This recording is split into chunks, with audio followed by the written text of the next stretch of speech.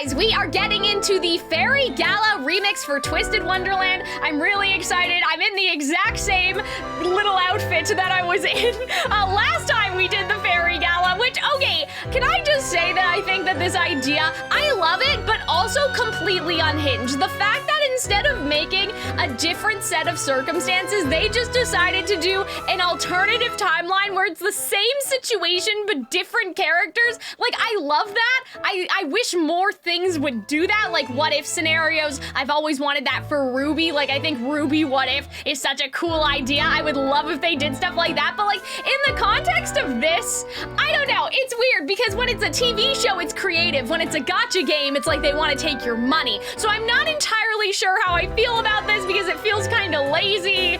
I don't know, maybe they just couldn't figure out how to make the fairies come back, but wouldn't, I guess no, because the fairies wouldn't steal the crown again. Like, I guess that's the point, right? Like, you wouldn't have a heist. There'd be no element of a heist because the fairies stole the gem from the school once. I guess you really couldn't do it. I don't know. I just think like there was the ability to do something, a mysterious third option, and that didn't happen. So we'll see what happens.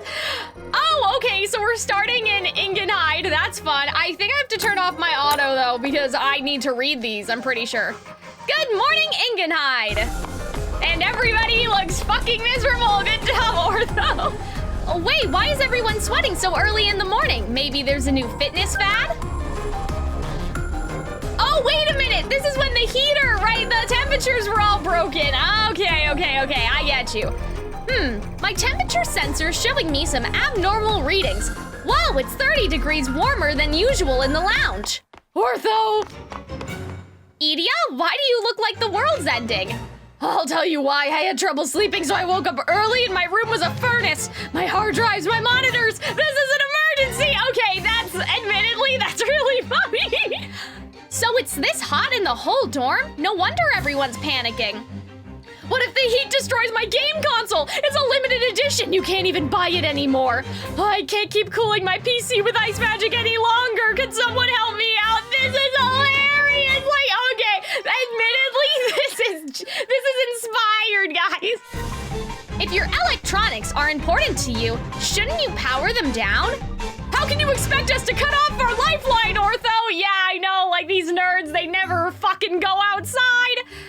Lifeline, wow, Ingenhide students are really, oh my god, Ingenhide students are really tech dependent, but there's a serious risk they'll suffer heat stroke if this goes on. I wonder if something happened to our air conditioning. Okay, I'll be right back. I'm gonna visit the head mage and ask him to fix it. Please do. It's me, I'm the nerds, I know. I love how like, I'm just like, look at these nerds as I'm live streaming on twitch.tv/Calxiyn. Oh, man. Ah, there he is. Head mage. Oh, wait a minute. This is Ortho's student uniform. So, like, this is, like, a kind of a full alternative timeline because Ortho wouldn't have been a student during the last Fairy Gala, I don't think. We've got trouble in Ingenhide. The whole dorm's as hot as a sauna. Really? So it's happening in Ingenhide, too? The temperature has been aberrant? Aberrant? Oh my god. The temper has been aberrant in my office as well. It's so cold in there, why feathers could freeze over. Crowley bird theory? Temperature control on this campus is handled by the fairies who draw power from a highly valuable magestone this school maintains. Perhaps someone's vandalized it in some fashion. I'm heading to check on it now. I'll join you. Okay, I kind of like this setup though. This is kind of interesting. So, this magestone you mentioned is stored in the mirror chamber. Yes, it's strictly forbidden for anyone to enter without my... Wait a minute. Sweet merciful Seven! Gone! Gone! The precious magestone that supplies the fairies with magical power is gone! It is? Shroud, summon every house warden to the head mage's office at once. I'm calling an emergency meeting. I like too that they kind of showed us the before, because when we did the Fairy Gala the first time, I don't think that we saw Crowley's reaction. I think we just saw the results. Yes, he is very feathery. We do think that he's actually a bird, or that he can turn into a bird. Why is this room so cold? Oh, thank goodness, Octo Vanille's been so unbearably hot all day. I feared I was on the cusp of dehydrating in the Octo Jerky. It's still far warmer in here than it was in Dysomnia this morning. Quiet in the office! As you are no doubt aware, we are presently unable to regulate temperature in the buildings across campus. The cause, I'm afraid, is the magestone acting as a fairy powers. Oh my god, hold on. The cause, I'm afraid, is that the magestone acting as the fairy power supply is missing. Oh yeah, Ortho oh god, that's not Edia. Hi, Madcap! I knew you'd be happy to see me stream Twisted Wonderland, I'm glad.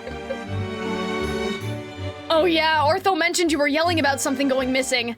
Just so, our campus buildings are kept pleasantly livable all year round by virtue of the magic of the fire fairies, water fairies, and wind fairies, just to name a few of our many fae benefactors. With the magestone gone, we cannot fuel the fairies' magic and thus cannot control the campus's air conditioning. I kept it stored in the mirror chamber to avoid this precise scenario, and yet someone has undoubtedly stolen it. The nerve, the audacity! You just said the stolen object is a magestone that supplies the type of magical power that fairies favor. Wouldn't it follow, then, that the fairies would be our first suspects? As I recall, there's a fae right there among us, a rather tall one at that. Oh yeah, didn't they do this before? Didn't they cast suspicion on Malleus before? Or was it, I can't remember. I should have watched the original Fairy Gala so I could compare. I feel like that this happened, but maybe Lilia was here instead of Malleus? Source? Do you guys remember? Let me know in the Twitch chat. That's a bold implication you're making, Ashen Grotto. Are you suggesting that I, the heir apparent of Briar Valley, would stoop to common thievery? Perish the thought, pardon me. I meant no offense, of course. Dude, the amount of power you could get from a magestone would be a drop in the bucket to Malleus. Yeah, I'm getting major deja vu right now. He's already a balance-breaking character with that auto-filling MP gauge of his. Yeah, for sure. Nobody here would think for a minute that you're behind this, Malleus. Just, you know, if you happen to know anything relevant, it'd be nice to hear. Does anything Fae-related come to mind? You know, when I was out on a stroll last evening, I did glimpse some fairies around here, a kind I usually don't see very often. They were palm-sized and clad in leaves. There were 2 of them, and they were struggling to carry an iridescent stone. So Malleus just let theft be committed and did nothing. Great job, Malleus. Why, that's it! That must be the missing magestone. Draconia, which way were they headed? Toward the botanical garden, I believe. We depart at once! Everybody, make haste! Okay, this is interesting because I can't remember. Memory is mushy, I don't remember. I can't remember, like, which things happened and which things didn't happen. Let us take a discreet, oh my god, but if they're repeating some stuff, that's what I mean by like the writing is a little suspicious. Yeah, exactly, Malleus is like, how peculiar, I'm sure that that's nothing to worry about. Let us take a discreet peek inside. Ah, I see some tiny fairies grouped up. They're definitely carrying an iridescent stone. That's it, that's the precious magestone that vanished from the mirror chamber. Those fairies clad in leaves are called Craftfairies. They make tools and implements their fae brethren need to change the seasons. Yes, and I remember being so excited that we got a Tinkerbell reference. Does that mean they stole the magestone to use in some feat of engineering? Look, now a different fairy is coming up and they're carrying something. Is that a staff? Oh! Wait, this is different! Wait, what? Now they've affixed the magestone to the tip of the staff. Don't tell me they've pilfered such a precious stone simply to use in the making of accoutrements. Ah, hey, a bigger fairy's coming up. You know, she's the boss level. You know she's the boss level because she's got the escort. Yeah, I think that I remember somebody saying that before. My, I believe that's... They've handed the staff to her. It's too tall for the other fairies. It must have been specifically made for her. I've seen that golden fairy before. You have? Shining like gold, she towers over the other fairies, her beautiful wings aflutter. Thus, she is revered by her diminutive brethren. There's no mistake, that's the queen of the Feyland, where smaller fairies gather. What? She's the fairy queen? If she's outside her domain at this time of year, there's likely one explanation. Nightraven College Botanical Garden has been selected as the venue for the Fairy Gala. I beg your pardon? The Fairy Gala? Oh dear, oh goodness gracious me, that's not what he said, I don't care. Oh man. What's this gala? Sounds like a hoot to me. The Fairy Gala is a festival that the fairies hold to usher in spring. Those who dwell in the Feyland choose a place to hold it on a whim when spring draws near. Supposedly, they celebrate the turning of the season with fancy outfits and a glitzy fashion show to showcase them. Okay, this is getting ridiculous. Just shoo off the stupid fairies and take the magestone back. No, you can't. The Fairy Gala is no mere celebration of fairy fashion. It's specifically a festival to herald the arrival of spring. If it were to be interrupted or spoiled, that would incur the fairies' wrath. Twisted Wonderland would forever be enveloped in winter's cold, harsh embrace. When the fairies decide upon a venue, there is no negotiating. That's the trouble with the Fairy Gala. Just what we need. Forces of nature who throw temper tantrums when somebody makes them mad. Fairies can be surprisingly stubborn and petty. Oh my god. You'll find precious few as mild-mannered as myself. Wow, their deadpan humor is totally OP. We can hardly chase off the fairies, but sitting around waiting patiently for the Fairy Gala to end is also not an option. From what I've heard, the Fairy Gala's post-event festivities can easily run 3 months. Without that magestone, temperatures across campus will remain in a state of chaos. See, here's a weird thing about this, though. Right? Like, we found a magestone in the mines because we broke one in the prologue. So it's kind of weird that Crowley just can't get another one. Like, nobody thought of that, you know? Says Mally is one of the most petty and stubborn people in the cast. I mean, at this point, though, we don't know that. Like, I know that in my heart because I believe, like, I know it in my soul that he definitely holds a grudge for not being invited to things, but we don't know that quite yet. We cannot hold classes under such conditions. I say we all work together to take it back. Why'd you all look so positively unenthused? Here we go with the same old story, a self-important grown-up dumping unpleasant work on his students. You're right, that being unable to hold classes is a serious problem, but is that one the students have any business addressing? The head mage is the one responsible for campus affairs. As a student, I fail to see how any of this is my job. Goodness, I know temperatures are in flux, but you needn't all be so unseasonably cold. Okay, I feel like this is the same dialogue. I've read this before. Even so, I had a feeling you'd respond thusly. So be it, I'm afraid school is cancelled until the Fairy Gala, oh my god. So be it, I'm afraid school is cancelled until the Fairy Gala concludes and the air conditioning is fixed. School's cancelled? Sweet! However, missing 3 months of classes means I won't be able to advance your grade to your next year of studies. The entire student body will be held back, yourselves included. What? Preposterous. Oh god, I couldn't even get the word out. Riddle's face took me off guard. I think from how Crowley described it in the prologue, they're pretty much cleaned out. He didn't even expect the group to find one, but we did. I guess maybe that was just like there was only one more, but like I think we can try. We could try, right? Preposterous! Me, held back a year! That's unacceptable for me as well. It would be devastating to my public image. There, you see, I'm perfectly fine with canceling classes, but it simply wouldn't do for all of you. And I, being the kind soul that I am, can hardly disregard your feelings on the matter. That still doesn't sit well with me, but I suppose we have no choice. This is absurd. With our advancement effectively being held over our heads, our options are limited. Then we have an agreement! Wonderful! Let's work to overcome this adversity together! Oh, Crowley. What's gonna be interesting is why Leona is not picked. Like, as opposed to, like, I guess to see, like, Kaleem and Jamil, like, who gets involved instead of them and why, right? So, in review, you have 2 tasks. 1, see the Fairy Gala through to completion. 2, take back the magestone. These objectives must be achieved in tandem. With that established, I open up the floor for discussion. Say, Malleus, you're a Fae like the Queen, right? What if you went up and were like, hey, excuse me, that stone is valuable to us, can we have it back? The Fae are no monolithic entity. We all come in many different varieties. There are floral fae, light fae, fauna fae, everything from thistle fae to dragons like myself fall under the same broad umbrella. We come in different sizes, speak different languages. Not all of us get along either, much like humans, really. Were I to so much as step foot in their gala, those tiny fairies would grow frightened and scatter to the winds. Ugh, some help you are. If reasoning with them is off the table, then our only option left is force. That would only aggravate matters. Perhaps we should explore methods of taking it back peacefully without being noticed. If an inconspicuous solution is our aim, then what if we crafted an imitation of the staff and swapped it for the real one?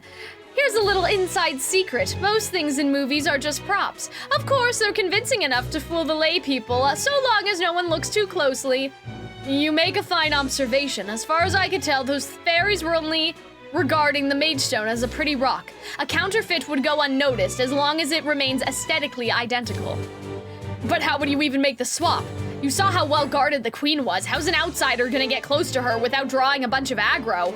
The Fairy Gala is a large-scale event, yes? Surely they cannot keep track of every single attendee. Getting close to the queen on the day of the gala wouldn't draw any undue suspicion. Sneaking into the Fairy Gala, getting a hold of the staff, and swapping it out with a fake. That's quite the cunning plan. But, however, there is one snag. It hinges on having some manner of magical spell or item that disguises someone as a fairy. A prospect as unrealistic as it is in stock. Wait a minute, so aren't they speeding this up? Because I feel like that we got the magic from a fairy directly. So like, okay, they are changing things. Like we only got pixie dust from a fairy because we helped a fairy. This is getting confusing. Whoa there, I recognize that voice. So it's interesting how they're changing stuff, but I'm like, is it enough? I don't know, stay tuned, right? Oh, I love Sam so much, he's so cute. Greetings, head mage, my little imps. You seem to be in a bit of a bind. Hello, Sam. Why am I not surprised? You have an internal radar for desperate customers. Business opportunities. My friends in the shadows tip me off, actually. Let me guess, head mage, is this what you're in the market for? A vial full of golden powder? Oh wait, that was Malleus. Okay. I take it that's fairy dust. Why, yes, good eye, my horn-dimmed friend. Fairy dust is the source of power for the fairies living in Feyland. The way I hear it, no dust, no flying, fluttering, or even floating for them. Feyland fairies keep themselves coated in the stuff at all times, which means, conversely, anyone with fairy dust sprinkled on them counts as part of the crew. With this, you can sneak into the party like you were planning. I hear the Feylanders treasure fairy dust so much they appoint an official dust guard, Terrence! Terrence mention! And yet you have an entire vial of it in your hand. How did you come to acquire it, Sam? Trade secret, I'm afraid. Normally, I'd prefer to spare such expenses, but the Fairy Gala leaves me in no position to refuse. I'll be purchasing that fairy dust. Bill it to the school. Damn, see, like, it wasn't even, like, that big of a deal. Like, really? That's why it's called a remix. You guys are laughing at me. I mean, I know, but, like, I'm like, you know, you haven't changed enough to justify it, and I'm trying to figure out, like, what dialogue they've reused and what dialogue they've actually changed. You know what I mean? Thanks. Pleasure doing business with you. Well, that takes care of one problem. We have our means of disguising someone as a fairy. But this is a tiny vial. This much dust won't be enough to cloak every house warden present. We'll have to nominate someone to infiltrate to the Fairy Gala. And see, I don't even know who was in this event because, like, it's been such a long time. The gala has a different theme each year, and all the guests are expected to dress accordingly. That way, it's not just a fashion show. This sentence needs a comma. That way, it's not just the fashion show participants who get to have fun with the concept. I see, so we'll have to wear something that fits in if we want to blend in. As it happens, I have good authority that the theme of this year's Fairy Gala is evolution. Oh, okay, so instead of windswept, which what they really meant was exotic, now it's evolution. That's interesting.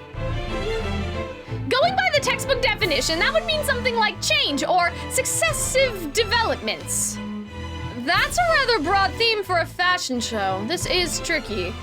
Who cares what the theme is? Just send in Vil, he'll clean up. Fashion shows are his thing. Excuse me, don't even try volunteering me. Someone of my stature could hardly do a fashion show for free. And the theme is integral to the show. I couldn't just ignore it and parade myself around. That would be frowned upon. We have to take this seriously.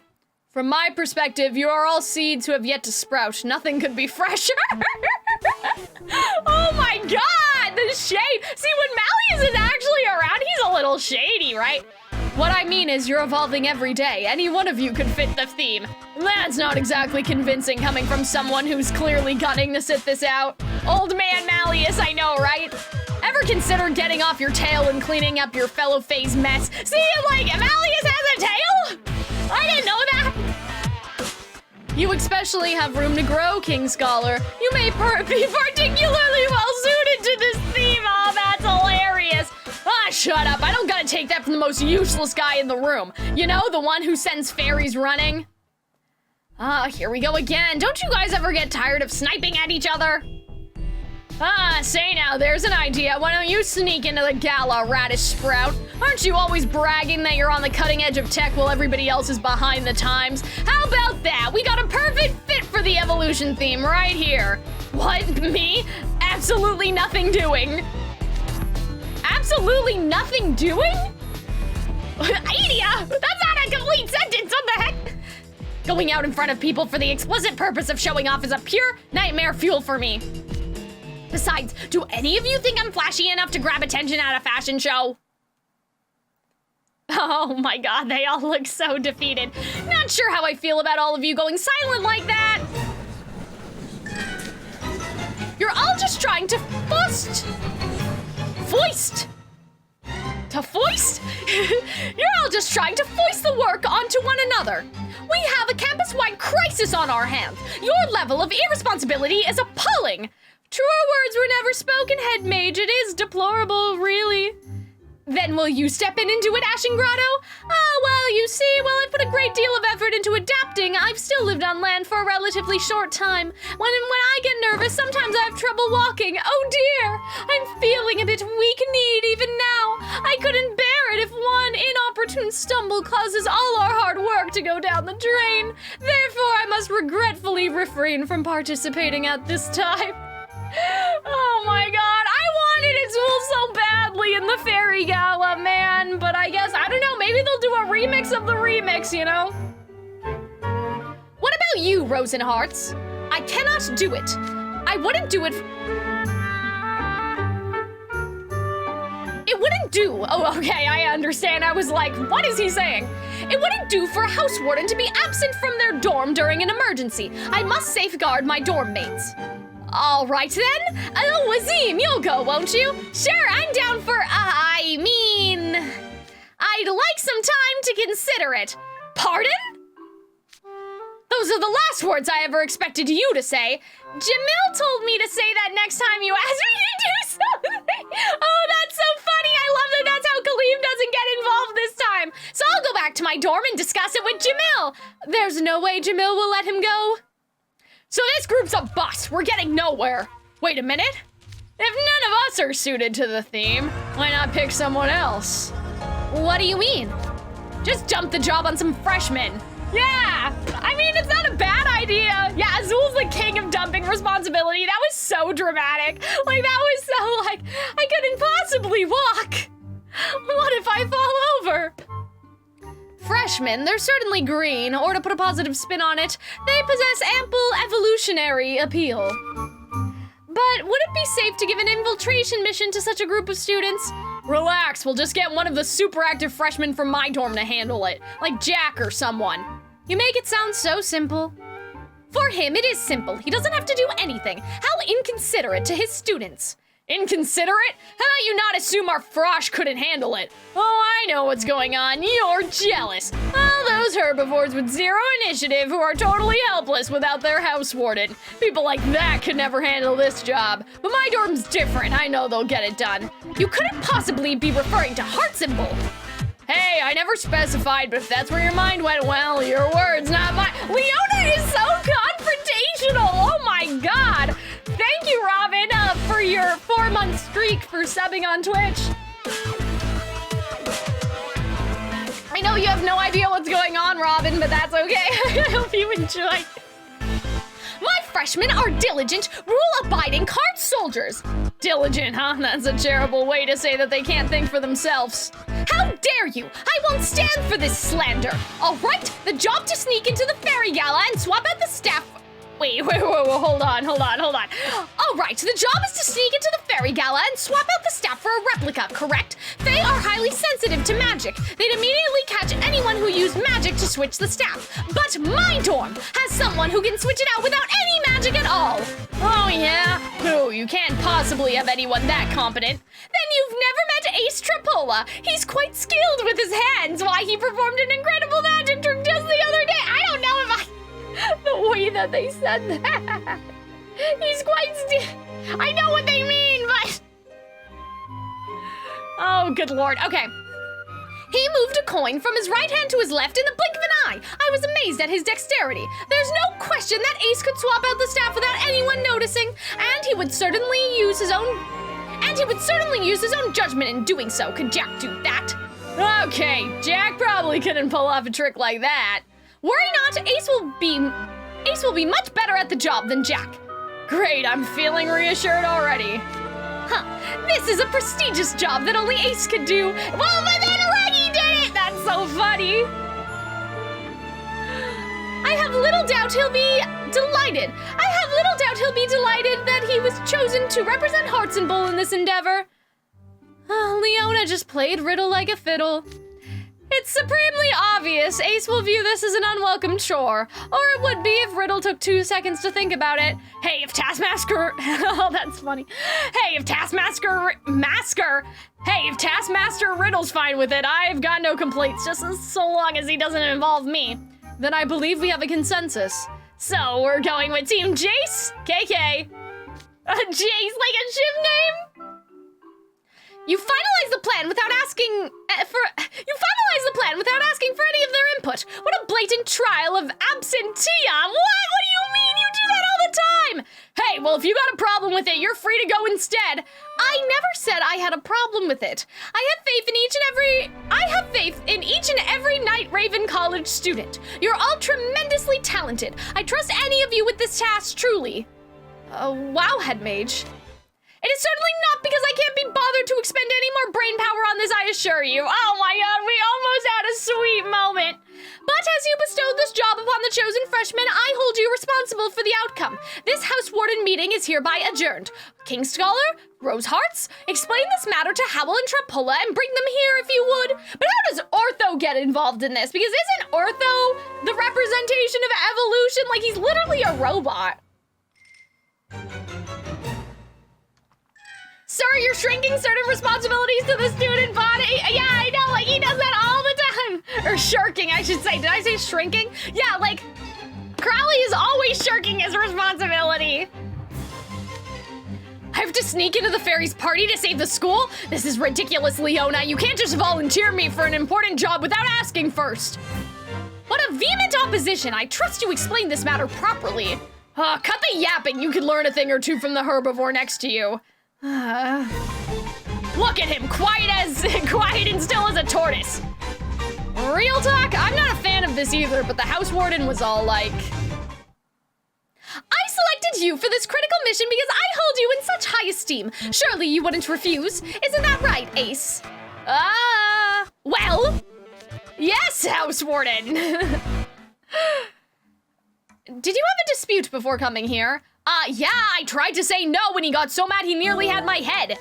I should have suspected he was gonna drop some lousy job on me when I saw what a good mood he was in. That's what I get for being all smug and doing that magic competition. Was it that good of a magic trick? It was amateur stuff, really, but still, it was one of the few times the House Warden openly complimented me, so I may have gotten carried away. So you let a little praise go to your head. Man, talk about shallow. See, this is so funny too, because like obviously we have the context for from like how we help Leona when Leona overblots with Jack and stuff, but it seems like Jack is still like, he's in his cold era, right? Like he's not warmed up to us in the same way he was during book 2. Look, count me out. If this is the school's problem, not mine. You guys can clean up your own tails. There's nothing I hate more than getting chummy with others. Oh my god! See, but that's weird though, because I'm like, that's not how I remember Jack. Imagine Ace becomes house warden when Riddle graduates. I think it'll be Deuce. Maybe. And then Ace will be vice house warden is my headcanon. Anyway, I'm going back to the dorm. Jack?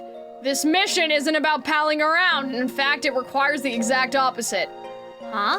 What we need is someone who can lead the pack. Someone with solid judgment and initiative. I figured you'd had both of those things. There are a lot of students in Savannah Club, but I picked you. Really? Because of my judgment and initiative? Oh well, I guess I was wrong. Leona, you're so manipulative.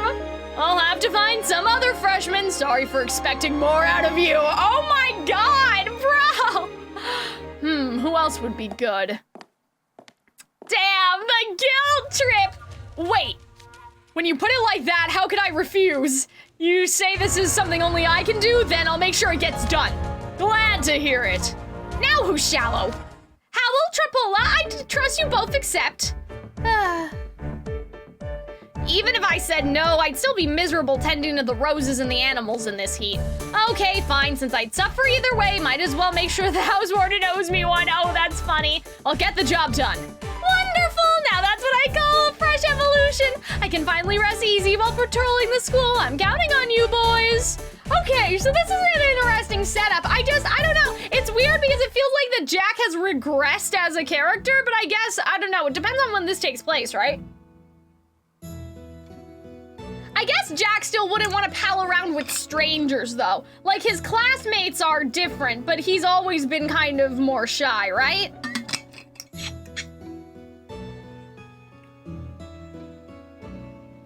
All right, let's take a drink. I have to use a magic trick to swap out some staff at the Fairy Gala, huh? And a fairy's gonna be holding it to boot. That's way easier said than done. Oh. Oops. That's way easier said than done. How am I supposed to pull this off if some rando walked up all to her like, pardon me, but I have a cracking good magic trick I'd like to show you? She'd immediately suspect something. Plus, she's the fairy queen, right? Could we even get close to someone that important? Good question. This isn't that hard. Just make the queen want to meet you. Huh? How would we do that? The fashion show's the main event of this whole gala. So all you have to do is get out there and strut your stuff, Leona! Do you know? How do you know about strutting your stuff, Leona? Oh my god, like I just wouldn't expect him to say that, you know what I mean? Impress the queen and the rest of the audience and they'll be clamoring to talk to you. What? I thought we were going in as regular attendees. There's no way we could do a fashion show, let alone strut anything. Of course you couldn't. What are you, stupid? Did you think we expected you to do it all on your own? Ugh, arrogant much. Ouch. Wow, way to talk the guy you nominated. Wow, way to talk to the guy you personally nominated. Don't worry, we've come up with a way to make sure your performance is a success. Today's your lucky day, boys. We called in the most reliable backup you could ask for. Backup? You mean? Hey, get out here already. Do not give me orders when I'm doing you a favor. Training pups is my entire job, so it's cruel now, I think. Instead of Vil? I think it was Vil before, or it was Vil and cruel? Training pups is my entire job. I'll see they're trained properly for this occasion. Like, it's crazy that Leona is bossing Cruel around. Like, that's nuts. Yeah, Leona did the fashion show out of spite, like, just because people didn't think that he could do it. Okay, yeah, so it is both of them, so history sort of repeating, but modified. Vil and Professor Cruel. Since this is a fashion show, we figured these two could probably cobble together something halfway decent for you. You could be less dismissive, you know. Normally, I would have turned down a request from you in a heartbeat. But I won't stand for any sloppy fashion shows to be put on in my presence. On my pride as a model, I'll make sure you boys are fit to walk the runway. You're gonna coach us personally, Vil? I'm honored. Oh, like Jack's so excited. That's so cute. I had a a feeling it'd be you two the moment he said backup. I mean, Vill's a professional model and Professor Cruel's a stickler for style, so who else, Who's that behind you? I thought it was just you two. Coming in now. I'll give this my very best. Dude, for real? Okay, is this Ortho? Or is this us? Are we not here? We're not in this version of the story. Are we? Like, I thought that we were doing something, I don't know. I guess this is Ortho, right? I'll give this my very best. Dude, for real? Yeah, I mean that, Silver! It's, what? Who are you? What do you mean, Silver? I didn't know Silver was in this. We don't know anything about Silver, what the hell? You're gonna help too? No offense, but neither of you strike me as a fashion show type. It was our idea to bring Silver in. You two lack knowledge about Fae and the subject matter's not covered in the freshman curriculum. Oh, interesting. What, you mean like people like Malleus and Lilia? There are many kinds of Fae, actually. The ones at the Fairy Gala are smaller Faes. They live more secluded from humans than Malleus and Lilia do. Their culture differs greatly from human culture, from their habits, their values, to their way of thinking. Basically, if you assume all Fae are like that overgrown lizard, you've got another thing coming. But if you had an authority on Fae with you, they could step in before you did something boneheaded. Right, I'm ready to give my best for the good of the school. Okay, hold up. You said you chose freshmen because of the evolution theme, but then you asked for Silver, which means you could have easily gone with sophomores. Well, the thing is, we actually reached out to Seebeck first since he has cross... Oh my god, wait a minute! No, Seebeck racism! Oh god, reading this, I'm like, oh god, I know where this is going. We actually reached out to Seebeck first since he has oh my god, what is wrong with me today, guys? My diction is terrible. We actually reached out to Seebeck first since he has close relatives who are Fae, but, never! And that was that! He immediately refused and started arguing with Leona. Okay, yeah.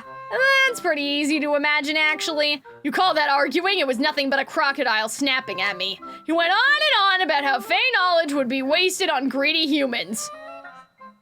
Disomnia's freezing right now. Considering Seebeck can't tolerate the cold, it must be unbearable for him. His nose was visibly running, yet he refused to accede to our simple request. His stubbornness is a headache even at club meetings.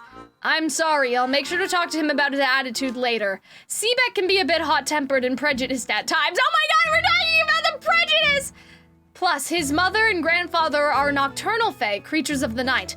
The fairies who throw the gala are diurnal? Like, they are awake during the day? Diurnal? I've never heard that before. The Fae who throw the gala, oh my god. The fairies that throw the gala are diurnals, and they fear the nocturnal Fae. It's possible Seebeck might frighten them. He would be unsuited for this mission. Seriously? But they're all Fae. Why does this have to be a whole thing? Please, don't misunderstand. Fae are very friendly. I don't know about that. No, really, they're extremely kind-hearted. Once you befriend one, they'll protect you to the very last. Oh no! Silver foreshadowing, that's not good. They're just, oh wait, but Silver's not a fairy. Wait, but that could be the opposite foreshadowing where Malleus sacrifices himself for someone. Or Lilia sacrifices himself for them or something. They're just a bit skitterish and wary of strangers, so they're harsh with outsiders. Is that not what Ace would call a whole thing? I'm getting nervous about our chances now. Don't worry, I'm not Fae, but I was raised in Briar Valley. I know plenty about them. I'm sorry for not being a freshman, but I implore you to let me join you regardless. Oh, he's so nice. But that's the thing, is like, Silver's just nice. I don't know, like, I don't really get a good sense of his actual personality, you know? Are you sure you'd be signing up for trouble? I don't mind, it's to help the school. Besides, it would be a good opportunity to improve human and Fae relations. I'd like to facilitate that. Aww. Geez, talk about wholesome. I can't believe we got such a straight arrow at this school. Yeah, exactly, and like, straight arrow, double meeting. Well, I guess Philip doesn't use a bow. Never mind. I was gonna say, because the sword goes right into Maleficent's heart, right? But I guess it doesn't work. You know, I'm starting to think you'll be way better than that stubborn loudmouth. I'd be glad to have you. Welcome aboard. Ortho has has just been here, like, saying absolutely nothing this whole time, which I think is hilarious. Extremely bad feeling, okay. So, Ortho, did Leona and Riddle reach out to you too? No, my presence was requested by Vilschnogenheim and Professor Cruel. Ortho is essential for your success at the fashion show. Do you recall the theme? Evolution, right? Yes, and I've been pondering that concept ever since Sam shared it with us. What does the host wish to express with this theme? And what do the guests hope to see? Can't we just wear something that works and call it good? Foolish pup. You cannot simply don a flashy outfit and showboat about. The most significant part of dressing for a fashion show is how you construct and deconstruct the theme. Yes, how you interpret the concept is key, which brings me to my inspiration, a being who is constantly evolving, clad in the latest technology, and more to the point, one who underwent a splendid rebirth, more emblematic of change than any living person. No one is more fitting for the theme of evolution than Ortho Shroud. You can imagine my surprise when they showed up at my dorm talking about a fashion show. I love all these little, like, we're getting so many flashbacks. Oh, that pointless house warden meeting is finally over. Good work, Edia. I only managed to make it through.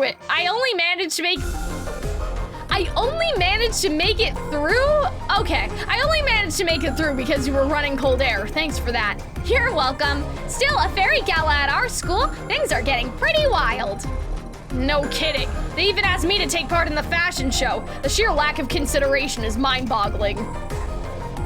Wow, they did? Yeah, I guess you're right. I can't imagine what they expected, but I kind of would have liked to see you do it. Me? Dude, are you kidding? Who would voluntarily sign up to parade themselves in front of a crowd? If anything, I feel bad for Jack and Ace getting stuck with a garbage job. Rip those guys. You think? It sounds really neat to me. It's not every day we get to see the Fairy Gala, and a fashion show sounds fun. Oh, see, and I love how down Ortho is. I'm back, what did I miss? We're just at the point where we're assembling the Avengers for the mission, so don't worry. It's perfect timing. Hey, someone's at the door. Coming, just getting the lock. Damn, Vil really schlepped it all the way down here in Edia's filthy room. That's hilarious. That was slow. I expect my dogs to come immediately when I call. Oh, hello, Professor Cruel. What brings you here? We have something important to discuss with you, Ortho. Vilschnogenheim, you're here as well, and both of you want to speak with me? Oh no, I've got an extremely bad feeling about this. Danger, Ortho, run! Edia was very opposed to the idea. He said it was far too dangerous, but I really wanted to go to the gala, so he eventually caved in after I pleaded enough. Your fake crying was rather impressive, I must say. That's so good. Thank you, Vilschnogenheim. Hearing you say that makes me feel better about my acting. Well, I guess he can fake cry perfectly. He's a computer. You know, you just execute crying.exe like real actors can't do that. I mean, we try, but... now that I think about it, Ortho does fit the evolution theme perfectly. You'll be a huge help for sure. I'm happy to be here. You won't regret bringing me along. Glad to have you with us. Now that we've settled the roster, we haven't a moment to lose. We need to start preparing for the show straight away. We'll begin by getting the four of you proper outfits. Right. Okay, this is interesting because the problem is I'm like, well, what's the rest of this setup then? You know what I mean? Because like they seem in pretty good hands. I guess they need to train them how to walk and stuff, like for the actual fashion part. But like, shouldn't Ortho be able to download Fashion Simulator? I don't know. Oh, oops. I missed Riddle's dialogue there. Let's go back. We've done all we can to help. The future of the school is in your hands. I'm counting on you, Ace. I give you my word that when you return, you'll find not a single rose has wilted in your absence. I hope you show some proper appreciation when I get back. Just do what you usually do. Don't psych yourself out and screw up. Yes, sir. You can count on me. All right. See, now it's interesting that, like, Leona, because Leona did it again out of spite, as you guys said before, but... Suitable attire is essential if you want to attend the Fairy Gala, and more importantly, no pups of mine will be seen looking unkempt at a formal affair. The theme is a challenge, but they'll have evolution written all over them once I'm through with them. I look forward to seeing your work, Professor Cruel. If you're done changing, come on out, pups. Yes, sir. Oh, wait, I thought he said that as if the outfits aren't done, but the outfits are ready. Okay, I don't quite get it. Like, with Jack, you know what I mean? Like, it still is giving the same, like, I don't know. I guess I thought the exact same as the windswept thing. I guess we'll have to see everybody together, because I'm not confident, but we'll see. Well, does my outfit look fly or what? Personally, I'd say it's a slam dunk. Like, what is evolution about this? I guess it's the butterflies, right? Like, okay, sure. Maybe the fabric is more modern and stuff. Did I put everything on right? But yeah, I think I do like these outfits. Like, I like the look of these outfits more than previous Fairy Gala. I'm just not entirely sure. Like, by evolution, do they just mean, like, growth? Maybe I'm just thinking about it wrong, because growth makes sense, like, for flowers and stuff like that. Like, when they said evolution, I guess I was just thinking way too science-y. Whereas, like, you know, evolution of nature, that makes some more sense, right? Evolution is a mystery. Yeah, that's kind of, I'm like, what? Very good. At least you're all properly groomed now. I have to hand it to you, Professor Cruel. The white cloth symbolizes a potential that is yet to be dyed. Okay, so they have to explain it to us, though, because I did not understand. The possibilities of a clean slate are endless to the observer, and that's what evolution is all about. It's nice having a proper fashionista here. Oh my god. It's nice having a proper fashionista here to save me a lengthy breakdown. Not to rain on your fashion parade, but what is it? I don't see our main star anywhere. Ortho said he was getting changed in a separate room. You think he's okay? Ortho doesn't really wear clothes, does he? It's more like he swaps bodies. With all due respect, Professor, are our machines a little outside your wheelhouse? What's this? A mere pup concerned about me? Indeed, Ortho Shroud's outfit can't be made with a needle and thread like yours, but I've come to a realization in my time as a classic car buff. That's hilarious, because it's like, oh my god, Cruella, like that's so good. Steel can be just as beautiful and soul-stirring as fabric. Oh my god, that's a nice little detail that, like, Cruel, like, has some technical side as well because he likes old, stylish cars, right? See, Ortho's outfit, total sense. Makes total sense to me. I love it. I think it's so pretty. I love the iridescent butterfly. I love the wings. Sorry, it took a bit to change over my body. What do you think? Whoa, but yeah, see with them, like, Jack's outfit is not really giving, you know what I mean? Like, I'm not entirely sure what to make of Jack. Like, they don't necessarily match Ortho very well, the same way that, like, Leona, Jamil, Kaleem, and a mysterious third person, Ruggy? Yeah, that was it. Ruggy, like, they all matched each other a little bit more. I don't like Jack's open shirt thing, I don't know. Dang! Is that really you, Ortho? For a second, I thought you were a fairy flying around. For sure, you're so shiny and you're so shiny and sparkly. You could easily be mistaken for a noble fae. You might be small, but no one can ignore you. Talk about striking presence.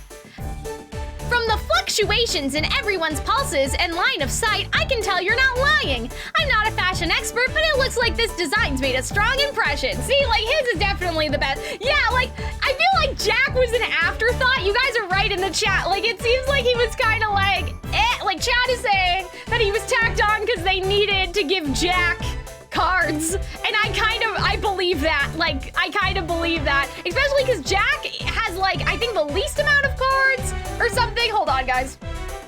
Jack has not as many cards as other characters. Where's the strap to my dress? Hold on. Oh man, I lost my strap in my sleeve somewhere. There we go. I feel better now, I think. It's so hard to have to dress up and look pretty. All right, we're good, right? This is not an 18+ Twitch stream. We cannot pop the titty, okay. How scandalous, no straps for shape. I mean, I have one, it's disappearing. Oh man, okay. It's a perfect fusion of modern craft. Oh my god. Why can I not read today? I'm having so trouble. Oh dear god. Okay. It's a perfect fusion of modern craftsmanship and traditional motifs. The design heightens and pushes forward both. This is evolution.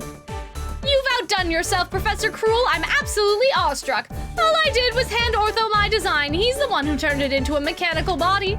Good boy. You provided me with amazing source material. Thanks, Professor Cruel. I've never made my own exterior before. It was a very rewarding experience. You made that all by yourself? In such a short span of time? You got skill, dude. Now that I've seen Ortho, I feel like we can actually pull this off. Yeah, I know, right? Ortho is like carrying the entire team, right? Quiet. Settle down, pups. It's time to get down to brass tacks. Yes, while practicing for the show is important, we need to work out a plan of action first. Right, we gotta figure out how to swap the queen's staff for a fake. Okay, don't get banned. Yeah, I know, right? Yeah, Ortho's carrying this entire event on his back, bro. You're swapping out the real staff for a fake? That would mean deceiving the fairies. What if we try talking to them first? If we explain the issue, they might return the magestone on their own. You're softer than cashmere. You clearly have no idea how critical a mission this is. Yeah, seriously, if the fairies get upset, they'll call off the gala, which means no spring for us. You can't expect us to risk it all. You can't expect us to risk all that by telling the truth. But, and technically the fairies stole it from us first. We're just taking back what's ours. Oh, poor Silver. He wants to reduce things? Poor Silver. He wants to, resolve. That's what I mean. Silver wants to resolve things without being shady. True Disney Prince material, right? I'm with Ace. We're way past the point of getting cold feet and backing down. I've run some simulations as well. The plan to swap out the staff has the highest probability of a successful outcome. All right, but I can tell from your insistence you feel strongly about it. My father always tells me we should... Oh my god, hold on, guys. I'm choking on nothing. My father always tells me we should respect each other's beliefs. I'll abide by his teachings. Okay, so I believe the plan was to use a magic trick to make the switch. What kind of magic trick was Will Roseheart's referring to at the House Warden meeting? It's nothing fancy. How about a little demonstration? Sure. All right, I think I had something in my pocket I could use. There we go, now take a good look at the coin in my hand. I'm gonna make this coin disappear without any spell casting. 3, 2, 1, poof. And, like, we just cannot see the coin. Ah, it's gone. Huh, where are you looking? Ta-da, now the coin's in my left hand. But your left hand was empty before. You really didn't cast a spell for that? Nope, just good nope, it's just a good old-fashioned magic trick. Yeah, it's kind of funny how, like, there's magic tricks in a world with magic. Like, there are magic tricks in a world that has actual magic, right? Like, it's funny, right? I mean, they can do it with magic, but the fairies will detect it, which is the problem. But it's just funny how, like, that is still in the human culture of the world, magic tricks exist when there's actual magic. You would think that maybe magic tricks wouldn't be as popular if you could do an actual saw someone in half, you know? Very skillful. No wonder Riddle recommended you. That's so neat. It'll be super easy to use that trick and switch the staff, right? No, I can't just magic something like that away without zero prep. It's called a magic trick because trickery's involved. Otherwise, it would just be spell casting. Let me break down what I did. I slipped the coin in my right hand up my sleeve and then slipped a coin into my left hand while you all were focused on my right. Ah, so that's the trick. It's surprisingly easy to miss. That's called misdirection, right? That word came up when I ran a search on magic trick terminology. Creating magic-like phenomenon without using magic, it's so nifty. Fascinating stuff. Getting into it, are ya? The most important things for magic tricks are manual dexterity and directing people's focus. When you don't want people looking at something, you gotta make sure their focus is somewhere else.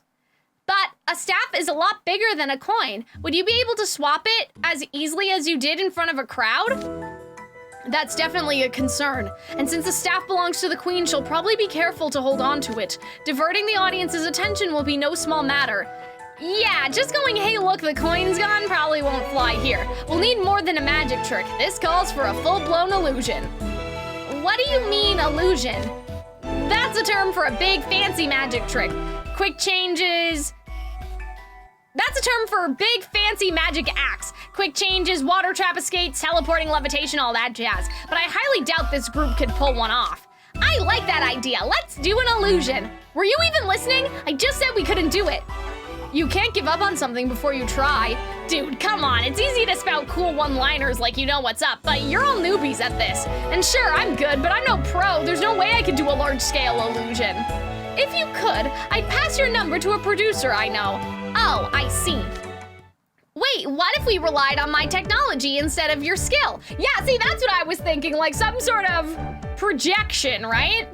I think in the official novel, magic is very rare. Yeah, that's the other thing too, right? Is that there's still people that are human and like don't, and that don't have magic, right? So that makes sense to me.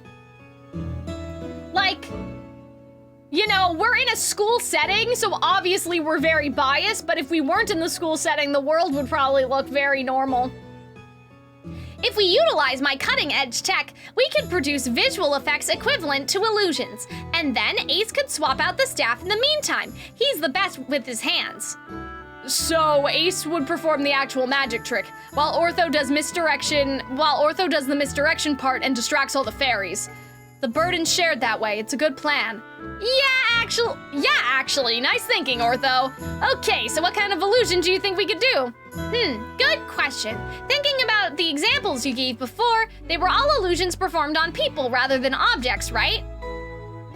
It would be nice if they could, like, release butterflies or something, right? Yeah, they got more wow factor, you know? Lots of magicians will pick a volunteer from the audience to make the act seem legit. After all, if they use an assistant, people will just assume the assistant's in on the trick too.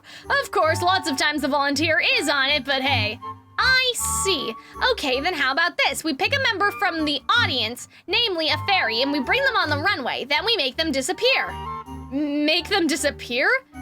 You make it sound so simple, but can you actually do that? Oh, totally. I'll just use optical camouflage. There are lots of different types, but naturally, I wouldn't use anything magic-based for this. I'll project the surroundings of the scenery onto the participant to make it look like they vanished. Okay, so basically like, not a green screen per se, but like if I took a picture of my office without me here and like perfectly overlaid it and you guys wouldn't notice, you know what I mean? A picture, but I'd still be here, you know? I understand, I think. I call it illusion camouflage. What do you think? But wouldn't you need heavy equipment for projection? Never underestimate Ingenhein's technical prowess. It'll be a piece of cake to fit some miniature drones with projectors. If I make their outer plating look like flowers, they'll blend right in. Wow, you've covered every angle. All the participant will see is a few lights shining down on them. They'll have no idea they vanished from the audience's view. It still sounds like a challenge. You think it'll work? Under normal circumstances, people would spot the trick immediately, but fashion shows use bright lights and the audience is seated further away, so it's actually feasible. Yes, I think it's an excellent plan. Admittedly, my own simulations show it barely has a 30% probability of success. 30%, huh? Not very promising when the whole school's riding on it.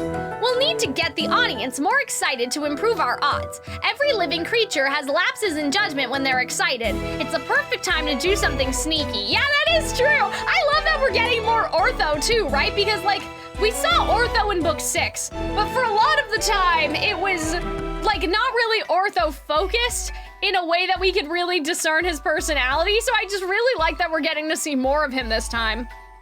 I getcha. That reminds me of this one magic show my family took, I getcha. That reminds me of this one magic show my family took me to when I was a kid. It had a whole lot of razzle-dazzle. I remember they brought out a celebrity on stage and me and my brother got super hyped. In hindsight, I guess that was one way they got the audience excited so the show would be more convincing.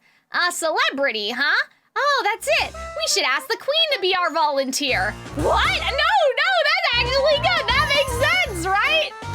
She's the biggest celebrity amongst the fairies, right? That would get everyone excited for sure. And it would allow us to get closer to the staff. That'll raise our chance of success to 48%. True, the Queen's adoring followers would be thrilled if she took part in the show. That and no one would suspect that your real target was the Queen all along. But still. Man, Ortho, you got guts. No kidding, you look all tiny, but you just might be more fearless than all of us. I know, that's what I was thinking, right? I mean, the Queen is the boss of the show, right? Calling her on stage with us out there? You think? I just went with the plan that had the highest probability of success. Sometimes you have to be bold to fulfill your duty. With this plan, we'd give the audience an exciting show and no one would get hurt. You've got my vote. Thanks, Silver. What do you think? Ortho's got it all planned out for us. It wouldn't be cool of me to whine about it when I don't have any better ideas. Yeah, I know, that's so true. Okay, I'm down to. Pulling off an illusion like that as a group sounds pretty cool, actually.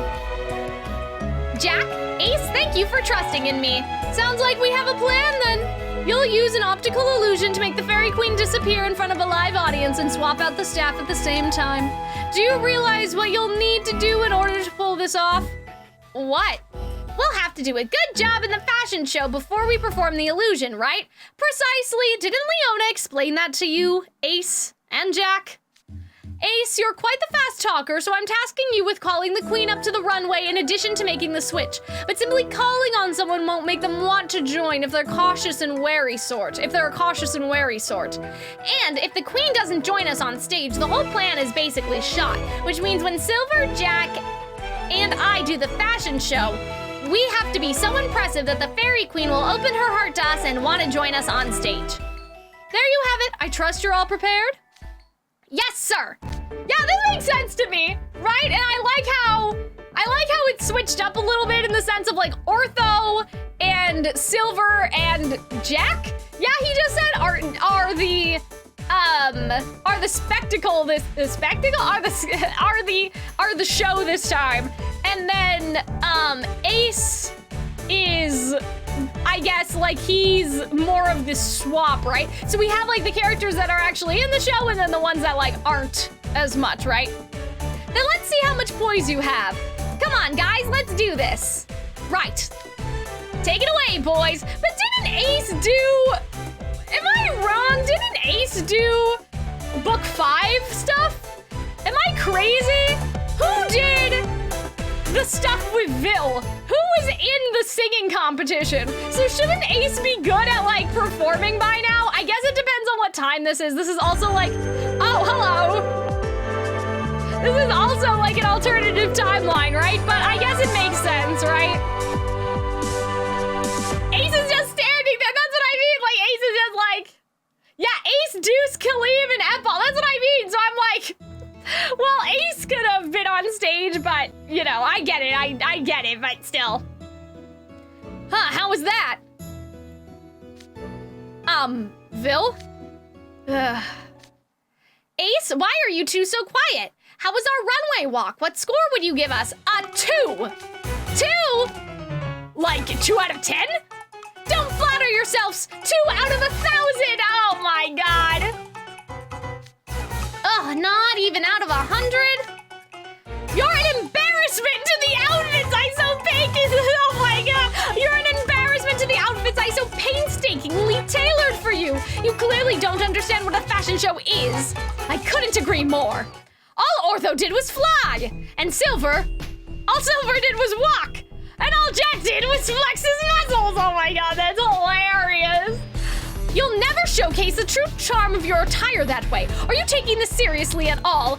Okay, Vil switched into scary mode. I'm with him though. If that's the best you can do, the Queen will turn our invitation down flat. This calls for some serious remedial training. Listen up. You need the Queen for your illusion in order to swap out the staff. I'm not asking you to put on some glitzy performance that leaves the entire audience awestruck. Simply put, what I want for you is to do a show that the audience finds entertaining.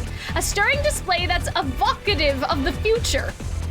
One that makes the audience want to be part of it. Oh, that's such a wholesome, like this is so nice, like the way to explain it. I dubbed this plan Operation Illusive Evolution, and it absolutely must succeed. Right.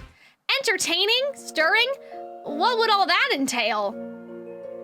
And then wasn't Ortho also in the Star thing too? Okay, hold on, guys, hold on. So we're at 14, which is halfway through the event in terms of like when it was originally released. So 14 to 26 is the next half. So what I'm gonna do is I'm gonna quickly like disappear for a minute, use the bathroom, all that fun stuff, because I think that like that's a good midway point. That's the actual midway point. Nope. Can't do this. So please enjoy Tsum Tsum grinding for the event that we're not covering right now. Oh, are the songs actually different, Madcap? Because maybe I should listen to them at the end of the stream. Because I thought that they were the same, and so I didn't think about that, but Dar says, am I watching a test right now? These aren't like answers. What the fuck are they doing? I was here when Cal's first started playing this, and since I've missed so damn much. Okay, they're not taking a test. They're just in class right now. This is the way that like, you know how in Genshin, you have to do your dailies or whatever? Like you have resin, and you have to go fight and then use your resin. Like this is the game's equivalent of like resin. You know what I mean? So, you're in class. They're in class right now and they level up by going to class. So like they're not answering the questions, they're just grumbling to themselves because they don't want to be at school is the vibe. But yeah, we are doing an event right now, Dar.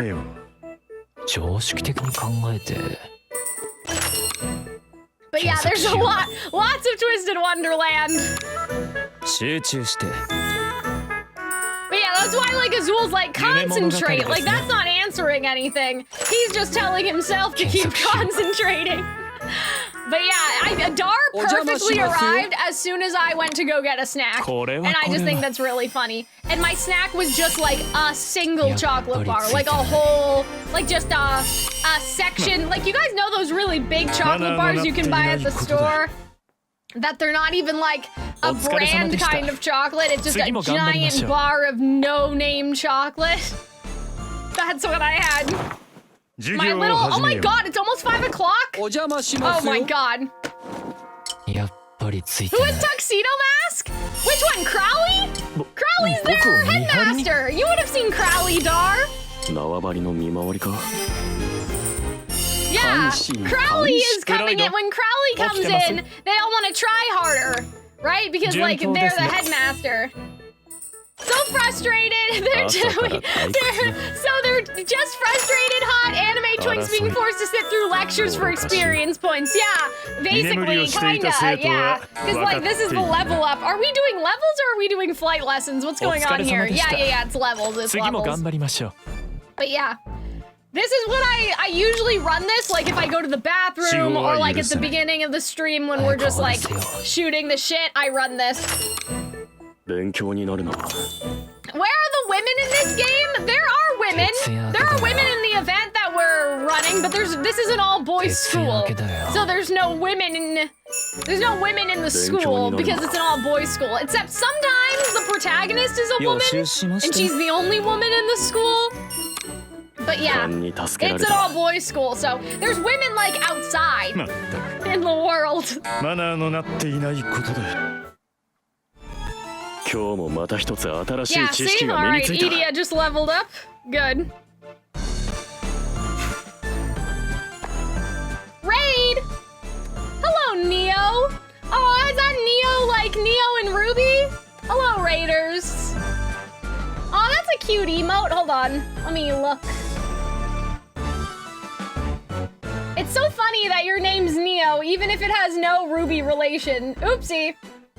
I'm trying to, my Twitch is not working. I was like, I'm gonna click on this person's username and see what they were streaming, and now I have a giant pop-up and my chat's broken. Oh no, hello, are you enjoying Fairy Gala? Yes, we are doing the Fairy Gala remix right now. But yes, thank you for the raid. Hopefully my chat will refresh itself in a minute. My whole chat just disappeared. Thank you for the follow. The dumpster bunny. That's funny, like the dust bunny, but like Oscar the Grouch into the trash. But yeah, we are doing, okay. This is like a whole backstory that like the Raiders probably didn't need to know. But anyway, I was at musical theater school last year. And because I was in school, I just like, I could not. So I did all the events like in my own time, but now I'm catching up. And so we have I think we have like 6 more events, but it's probably gonna be like 10 more streams. Like it's probably gonna be like 10 more streams to go because of Glorious Masquerade. So like we're playing like massive catch up right now. Now that I'm not like in school anymore. So like that's the whole story. I've always seen you on YouTube. Oh, that's so nice. I'll have to, when my Twitch is not broken, I'll have to look and see what you guys were doing. But yeah, you have perfect timing actually, because we were just halfway through. I just returned from a little break. And so now we're gonna get back into it, so. I forget that you play this game on your phone. Yeah, I know. I mean, you can emulate it, Dar. I don't know how much fun that would be, though, like, to have to emulate it. It seems really annoying. I know you can transfer your account back and forth, so maybe some people do that, but yeah. It's funny to see, like, in my old videos, my phone case is, like, ugly. Just terrible, like, you know, like it's just like, I don't know, because I used to have a really like hard phone case, and so it was just like this ugly green color, and now I have my cute little Neapolitan phone case. But yes, we just took a little break, and now we're halfway through Fairy Gala Remix, so we will hopefully finish Fairy Gala Remix today, and then we will keep going in terms of getting caught up with the game eventually, so I can have a life, because I love Twisted Wonderland, but like, oh my god. I mean, it's also kind of like a monster of my own creation. There's not that many events. If I had stayed on top of it, I could have done it, but like, school was just so crazy, like, I did not make it. Oopsie, hold on. Let me make sure I did. Okay, yeah, automatic. Oh, you guys are pulling on Seaback's birthday banner. That's good. Did you guys get him? Did you get Seaback? I used my Seaback pull for the Azul Soom banner. I was like, yeah, thanks Seaback, but I need this, and I still didn't get him. I'm like 40 pulls in on the Azul banner. I really don't want to pay money. I only did 30 pulls. I see. Oh wait, you did in 30 pulls. Oh, I see, so you got Seaback in 30 pulls. The chat did. Oh, I'm sorry. It sucks when like you pull and you have like a limited amount and like you just see it like pass you by. Yeah, hold on. Let's go back actually before we keep going to Fairy Gala. So yeah, like I took the key. I'm sure I'm at 40 pulls and I don't want to spend any money because I don't want to. But like Azul is one of the characters, because before I got into the game, and I do recommend this like for all gacha players, it's kind of hard if you don't know who you'll like first, but like pick one character and that one character is who you'll spend money on, right? Like, and then after that, it's like whatever happens kind of happens, right? So when I got into the game, I picked Azul as that character.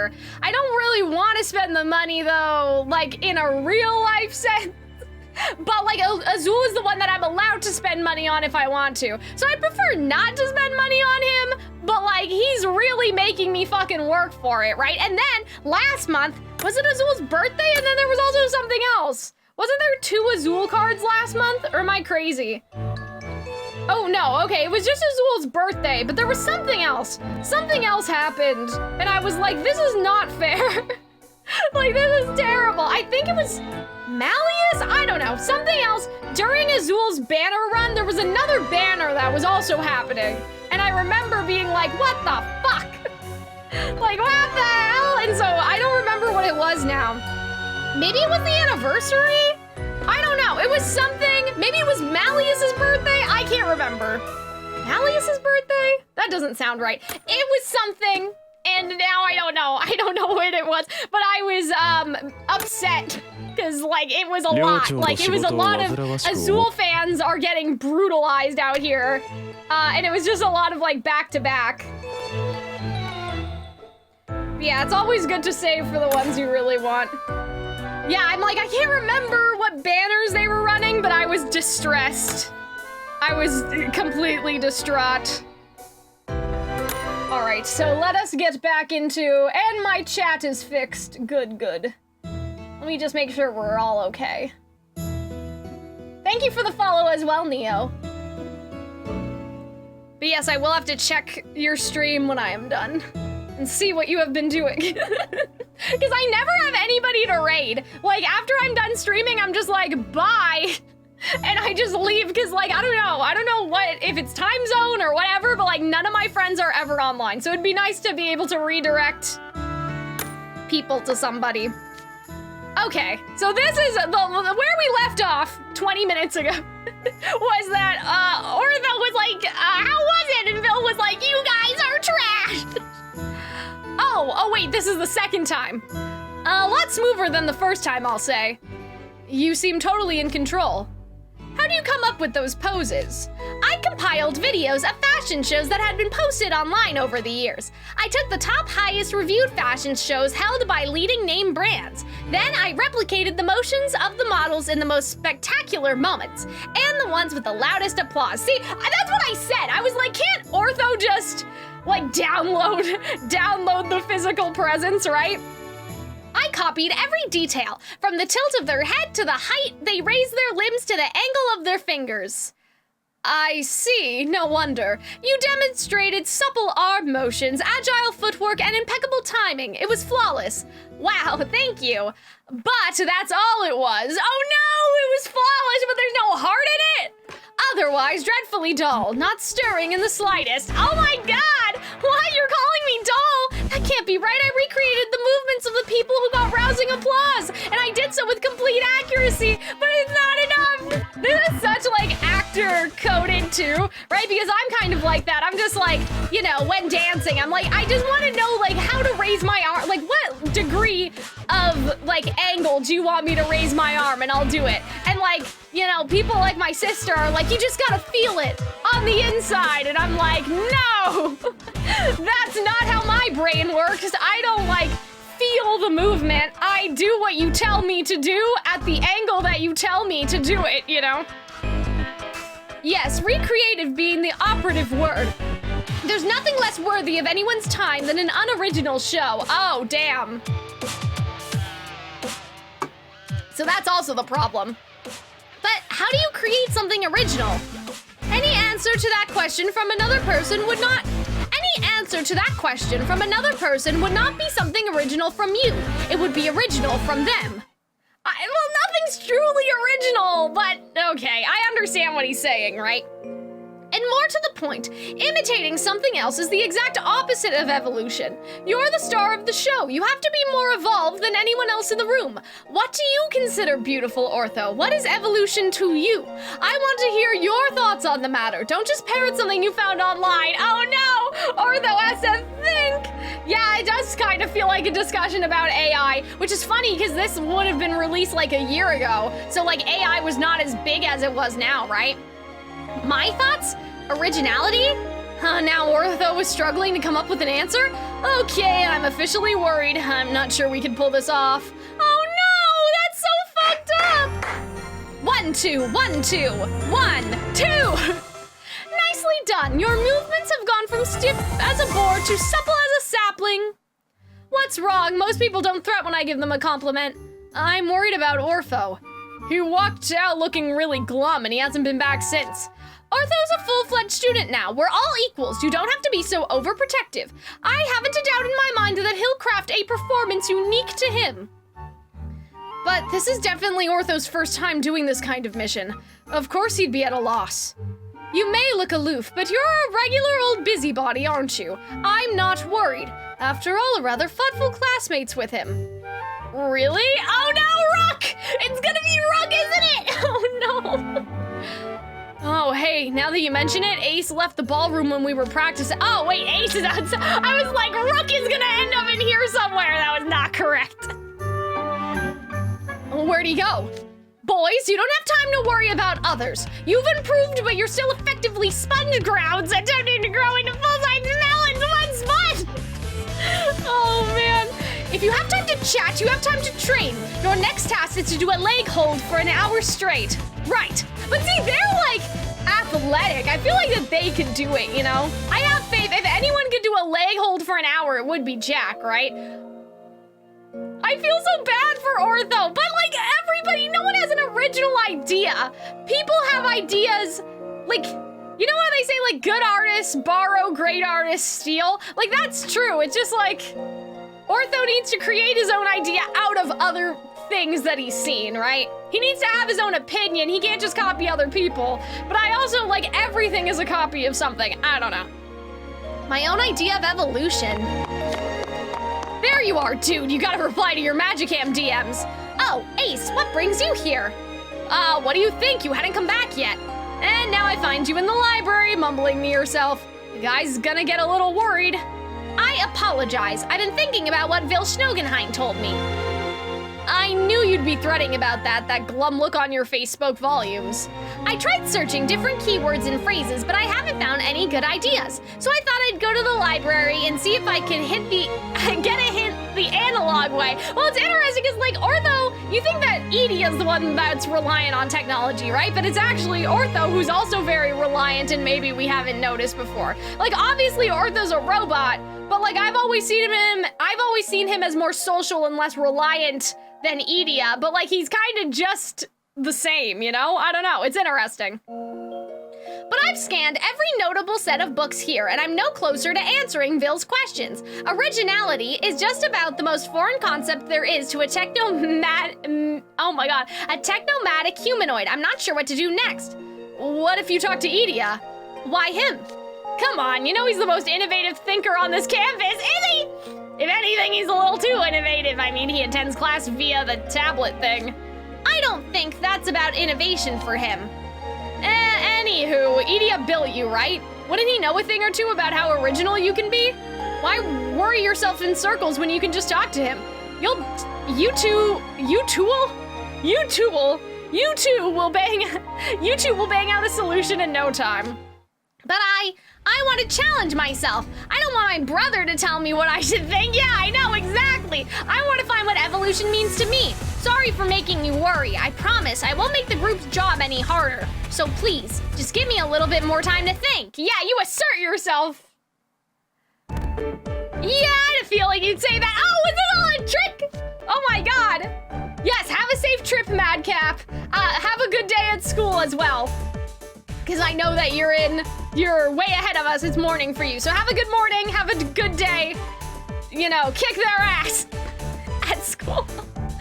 Oh my god, can I say this on Twitch? My grandfather did not understand, like, break a leg, right? So he used to say, go kill people. Which is always funny because he meant break a leg. But he did not, or he meant knock them dead and break a leg. You know what I mean? So instead of knock them dead, he would say, go kill people. Oh man, that's like my favorite memory. So like, just the combination of those two things, and that's what he came up with. So yeah, good luck, Madcap, on your day today. Oh, good lord.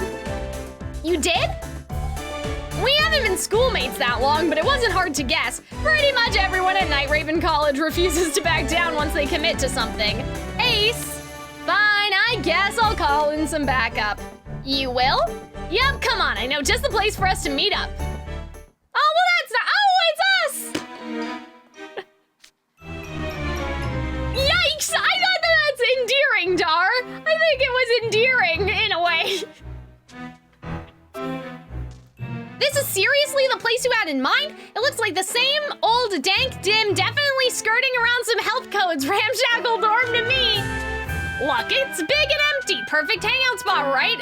Though you're not wrong about the atmosphere. How rude can you get? Oh, this is Grim. I thought that was someone else. How rude can you get? You could stand to be a little politer, seeing as the Great Grim's lending you a room. It's a lot nicer than it used to be. Yeah, that's me. Finally. Exactly. One day of peace. We've barely been in this story and now we're getting dragged into. Cal, Grim, hello there. Are you two my backup? Wouldn't be backup if it was just the two of them, so I called a few others. They're already here. Who are you talking about? Hey, Ortho, we've been waiting for you. Wow, so the rumors were true. You look like a real fairy. Oh, it's Deuce and Epal. Man, Ace, took you long enough to get him here. Don't act all annoyed. It's not like you've got anything better to do. Oh yeah, classes are canceled. Shouldn't everybody be like hanging out, you know? Rude and also wrong. I've got catching up to do. I couldn't finish last night's prep study before class today. Well, if Deuce has to review, prep, then we should probably start discussing stuff. What stuff? Let's talk about originality. Oh, I love how I'm hosting this group discussion. That's funny, that's perfect. What, originality? Oh, Ace must have filled you in on what's going on. Yeah, I'm stuck on the concept of originality right now. If you're all bringing it up, does that mean you're prepared to have an engaging discussion about a problem I couldn't solve no matter how much data I utilize? Oh man, this dialogue is so good. Well, when you put it like that, I'm feeling a lot less confident speaking about it. This is why I put together a group, you guys. Surely this many weirdos can brainstorm at least one decent idea that's so rude. But that wouldn't be evolution on my part, would it? Hey, there's a huge difference between someone telling you the answer and someone giving you a hint to help you figure it out.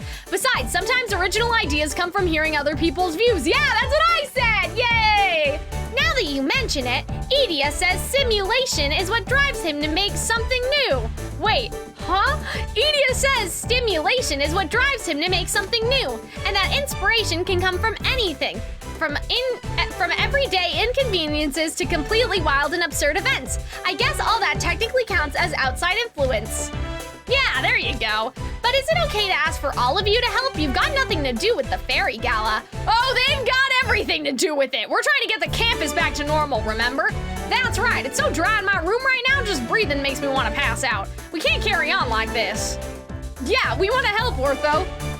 There, see, why should we do all the work? Let's take advantage of their offer. Wow, guys. Ah. What happened?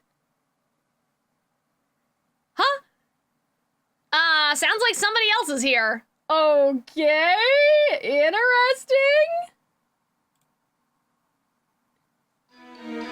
A total coincidence, but who could that be? I'm guessing Lilia or Rook? Are there freshmen? Wait! Seaback's a freshman! No! Oh no! Did you ask anyone else to join us? No, just Deuce and Apple. Let me in! You violated the law! Somebody's selling something on campus? What? Just ignore it then. It's probably someone selling something. Excuse me! It's proper manners to answer the door when somebody rings the bell! Somehow I doubt they want to hear about manners from a guy who just barged in before anyone answered the door. Hello, Seaback, and hi again, Jack Howell. Yeah, welcome, sure, whatever. At this point, you guys just live here. Halt, criminal scum! Yeah, I know, that's what I'm saying! Did he just break down the door? Yeah, thanks for having me. Is your training over? We're on a break. Silver said he needed to do something and marched out with a serious look on his face. So I went for a run to clear my head and just happened to come this way. I wasn't looking for Ortho and Ace, okay? This is a total coincidence, that's all it is. Sure, whatever you say. Jack Howell is on a break. Wait, then what are you doing here, Seaback? You were mashing the doorbell pretty hard. Is there something urgent? I wouldn't call it urgent per se. He was pacing around non-stop in front of Ramshackle's gate until I went over to him. Seriously? He kept glancing at the dorm all sneaky like while going back and forth. Hey, don't go casing my dorm. Casing, I resent that. Don't put me on your level. I was just, that is to say. Oh, what's this now? Were you looking for us? You refused House Warden Riddle's request, but you just couldn't let it go, huh? Come on, admit it. What request? Oh, right. Leona and Riddle asked you to take part in the Fairy Gala, but you said no. And you were still worried about us, so you came by to check on us. Thank you. I love how, Ortho has such nice intentions that it doesn't seem shady, but this is definitely shady. Like, we're just calling him, like, Seaback has been caught in 4K right now. No, I am by no means worried about anyone. I simply heard from Silver that you hit a stumbling block, and I came by to tell you something. You cannot possibly expect to succeed at the Fairy Gala with no knowledge of the Fae. I thought you deserved to know how foolhardy your plan was. Don't mistake my intentions. I am not here to help. Foolhardy, huh? Oh, yeah, you're right about that. That's why we need to brainstorm more. We don't have much time, so could you leave now? Ah! Huh? What's wrong? Right to the chest! Twist that knife, Ortho! Jesus. Don't grumble when you know he's right and doesn't mean anything by it. Dysomnia is in dire straits. Oh, wait, that's not my Seebeck voice. Dysomnia is in dire straits right now. The students are freezing and huddling together for warmth. If your mission doesn't succeed, the repercussions will definitely affect Malleus and Lilia. Hence, I shall lead you uneducated humans my aid. Wait, that's not what he said. So I shall... Hence, I shall lend you uneducated humans my aid. So you are helping us. Wow, really? Thank you, Seebeck Zavolt. We don't actually need your input, you know, but if you're so moved to help, I guess I could let you stick around. Protest all you like, but I'm sure deep down you were hoping I'd show up. I heard about your struggles. You're welcome to weep with joy at my magnanimity. Oh my god, he's so unhinged. Dude, seriously? You show up this late in the game and this is how you act? Hey, Cal, give this guy the boot. I mean, I wish I could, but I know that people like Seebeck, so I'll keep my Seebeck to myself. I mean, Seebeck, I think my opinion approved on him during Harvesting? Is that when he existed? I don't remember. Whatever event, it wasn't Halloween, but it was like one of those things. Seebeck went from like racist to a tsundere, right? And the tsundere is preferable. Just like White Schnee from Ruby. All right, I had to switch out my water cups, but we are all good. So many of my fellow freshmen here just to help me. The problem hasn't been solved and our probability of success hasn't gone up, but for some reason, I'm feeling like things are going to work out. Thanks, guys. I'm so glad you're here. Oh, that was so wholesome. Seebeck may be my favorite, but I'll never be opposed to Seebeck slander. Yeah, I know. I'm just like, oh, you guys are pulling on this Seebeck banner. I can't trash Seebeck in the stream. But yeah, Seebeck is a bit more endearing after Harvesting. Why the white shade? Well, that's how Weiss is. She's racist, and then she's a tsundere. That's what it is. Why did she catch a stray? I don't know, it just reminds me of Weiss. Ruby's on my mind, I don't know. It would be great if somebody like redrew the Fairy Gala, but like Penny is Ortho. And then, I don't know, choose your own adventure for everybody else, I guess. But that would be cool to see Penny in this outfit. What do the Gala fairies mean by evolution anyway? The word has many different definitions and usages, but for our purposes, it means advancement, growth, and change. The reasoning behind using freshmen is because we invoke the potential for future advancement. And Vil handpicked Ortho because he especially represents the theme. He was like, Ortho's the evolutionist of them all. Wow, Vil picked you personally? Nice going, Ortho. Yup, I was flattered too, but now I don't understand how I represent evolution. I applied my skill set, compiled the data, and gave a performance with the highest probability of success. But Vil told me to come up with an original form of expression, something of my very own, not copied from somebody else. Vil can make some pretty big demands. Right? He just flat out called Ortho's work dreadfully dull. I totally winced when I heard that. Yeah, that's not hard to imagine. Vil's got pretty high standards, both for others and himself. He's definitely demanded, not to mention ruthless and intimidating, but he never says things on a whim. What kind of show does he want you to put on, Ortho? He's asking for something stirring, a show that makes the audience want to be a part of it, but I don't really get what stirring means. Well, yeah, stirring is like in your heart, right? Someone with art skills get to work? I might be able to do it. Maybe. I don't know. The problem is that Twisted Wonderland outfits are really fucking complicated. So, like, I can draw, but, like, it looks painful. I'd be in physical pain if I tried. Maybe editing it to have Penny, like, keeping the outfit and keeping the face, but just changing the hair would be the way to go. And, like, maybe, like, yeah, more of an editing than an art. But everyone feels things differently. I can see why it'd be hard to come up with a good answer there. Yeah, like, it means you feel excited. Like, how does Ortho, because I know Ortho has emotions, but like stirring is like in your bones. I don't know. You know what gets me excited? Seeing a really cool tricked out blasticle. Oh yeah, me too. There's nothing cooler than a blasticle with a custom muffler and spoiler. You two like blast cycles? There's a lot of students in Ingenheim who are into modding them. Edia's gotten into some passionate debates with them in the lounge about how there's no point to decorative parts with no functional value. Really? Personally, I think more decoration the blasticles got, the better. For sure, it looks awesome when you slap a bunch of stickers over some hologram decals and then put some decorative studs around them. Yep, that would look totally rad. They look good with a lot of blinking rainbow lights, too. I haven't the faintest idea what you're talking about. You get me, right, Cal? Yeah, I mean, I get it. I understand. So, to summarize your viewpoints, you get excited when you see something flashy. Biological creatures do tend to be drawn to eye-catching things. Like with certain species of birds, their plumage and dances are meant to attract the opposite sex. Okay, sure, Ortho, yeah, I mean, he's not wrong. That's just not what I expected him to say. Sounds like we gotta trick you out. Should we put some string lights on him? Or what about some dragon and tiger stickers on his front plating? You should do none of that! Oh my god, the lightning! Fae are sensitive, refined creatures. That much should be obvious when you look at the almighty Malleus. Don't give me those blank stares. It would be a mistake to assume that Fae and humans share the same sensibilities. But lights and decals look cool.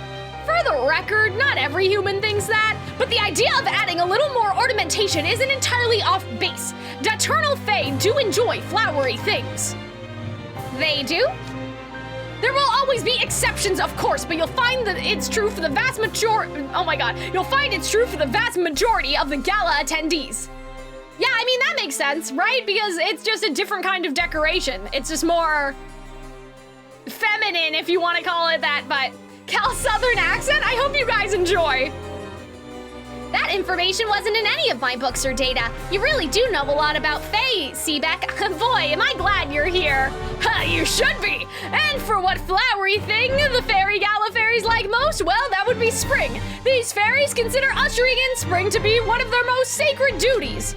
Hold up. I know the Fairy Gala's a party to usher in spring and all, but wouldn't it just happen anyway if we all waited? Oh, Jack, I have no words! You are woefully uneducated!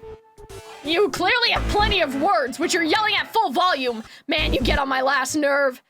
Why do you think nature is so beautiful? Who do you think changes the scenery as the seasons come and go? Spring happens because the fairies of the Feyland melt the snow that falls in the winter. I suspect your outfits are white to invoke the winter snow. Oh, so they should change color. That'd be fun. And then you're adorned with budding flowers and springtime creatures, suggestive of the season's arrival. I dare say Professor Cruel was well aware of their tendencies when he designed them, which means absolutely no string lights.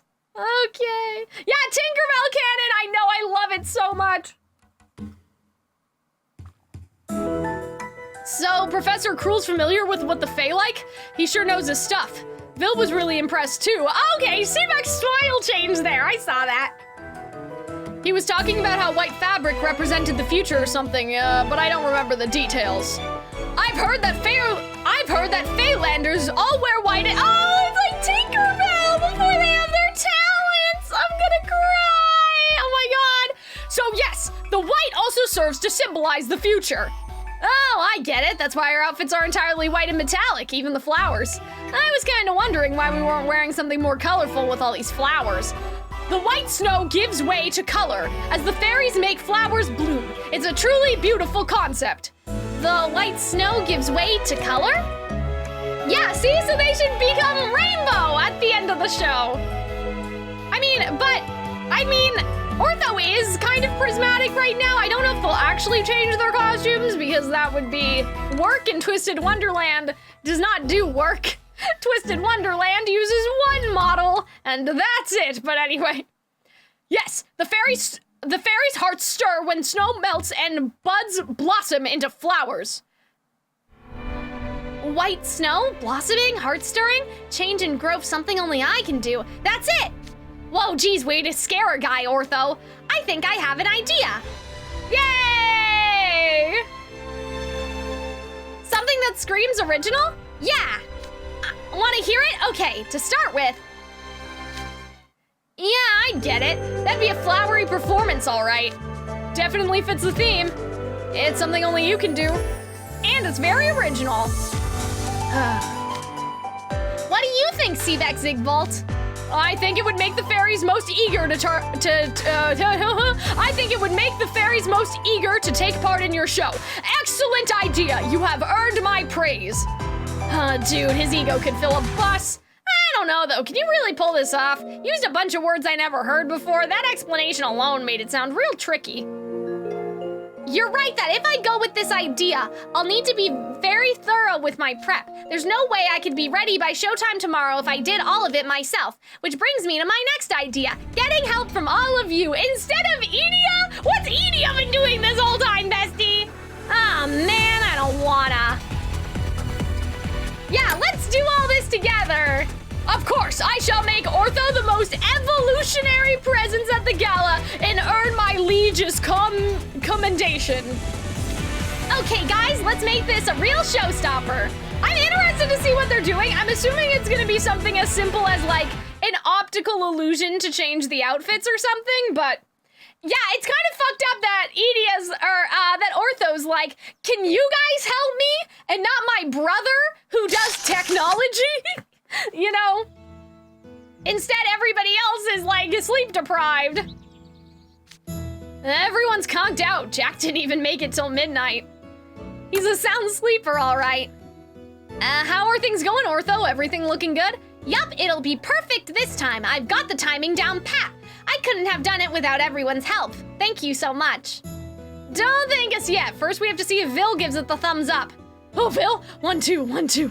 1, 2. Oh man, that's me. That's so me. I have dreams like this. Oh yeah, like they had a little sleepover basically, right? He's having a nightmare. Must have been some serious training.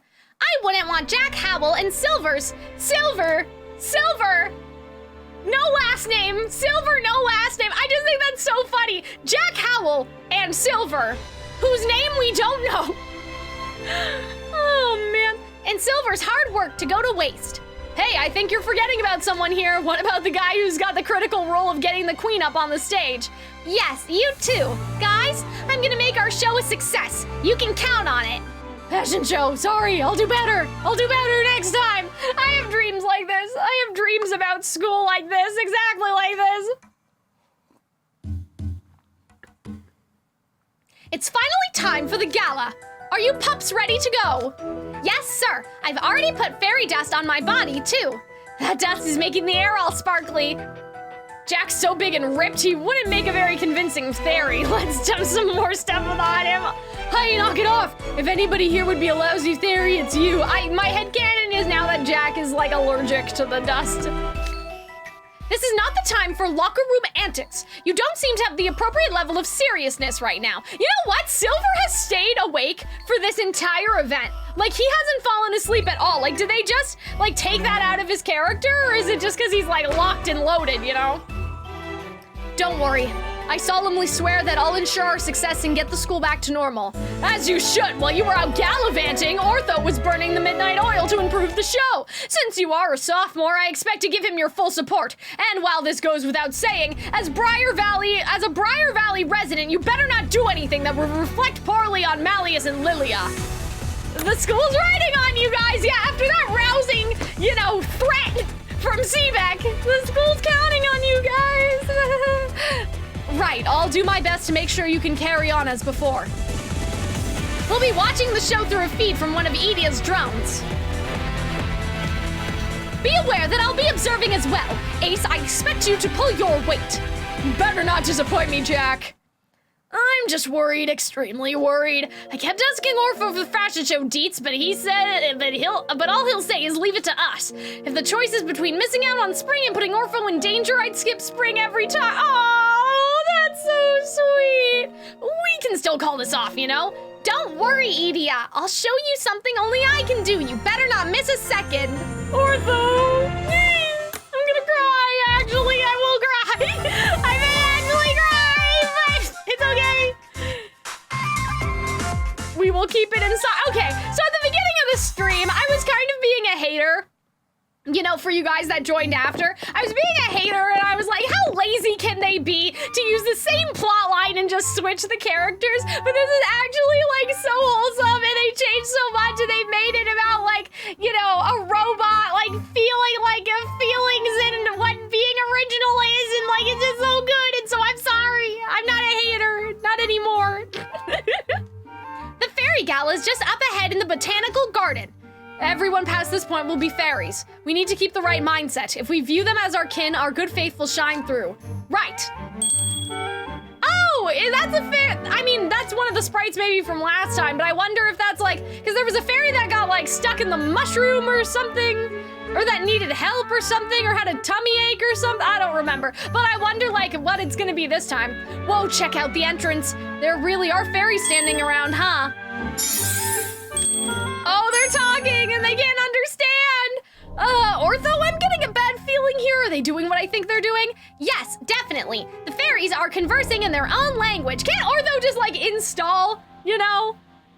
But yeah, I'm glad chat, you guys understand what I mean, because I side-eyed it a little, right? Because even when they've repeated events before, it's been like, we're just in the same situation, right? Like with Cam Vargas, I'm assuming that that's kind of the vibe. So for this, I was like, really, guys? We couldn't do better, but you know what?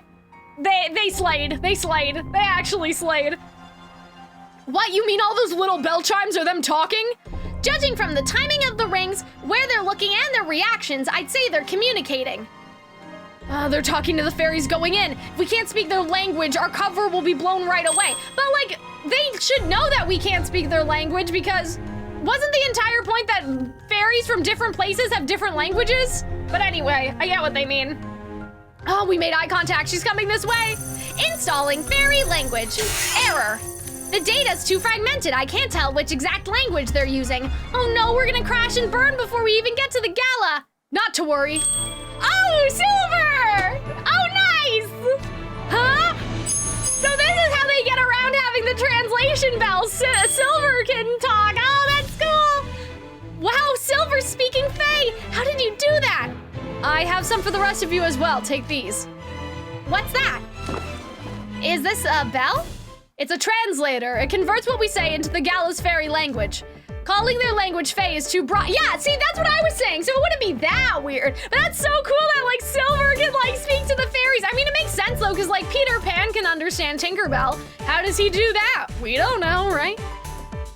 The Fae can speak a number of different languages. Larger fairies require specialized translators to converse with smaller fairies. See, so they would have known, right? I had a feeling we'd need these, so I brought enough for all of us. Makes sense. You did mention fairies could be harsh with outsiders. You can't just pick up translators at a moment's notice, though. It must have been hard getting all these. If our plan fails, it will create long-lasting hostility between humans and fairies. That must never come to pass. Oh! See, like Silver's so concerned about, like, relations, you know? And, like, political relations, but I feel like that this has a bad warning for Book 7 stuff. I don't know why, though. I don't know what to make of it exactly. I thought about what we need to ensure that everyone would all be happy together and decided to focus on obtaining these. It's no different than all the work you did back at Ramshackle. I've never met anyone who could talk about everyone being happy together with a straight face. Yeah, I know! Silver's so wholesome! Thanks for this, Silver. Okay, I'll just use this and... Welcome to the Fairy Gala! I've never seen fair folk like you before. You must have come from very far off. I hope you have a grand time. Believe me, we plan to.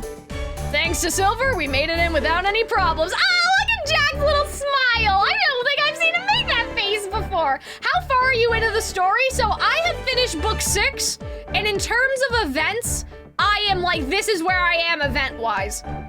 So I'm 6 events behind, and I haven't started book 7.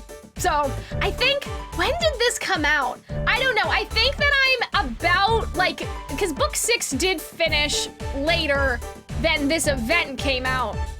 So it's not exactly, but I'd say, like, if I had to put a pin in it, I would say that probably I'm like August of 2023 is like where my understanding of the story is. Because I think book 6 would have been done by then. So yeah, that's basically book 6 I've read and I finished. Book 7 I haven't started. And then in terms of events, we are 8 behind or something like that. Because this would have been April of last year, so we're like half of a year to go. We're half of a year behind you guys, I think.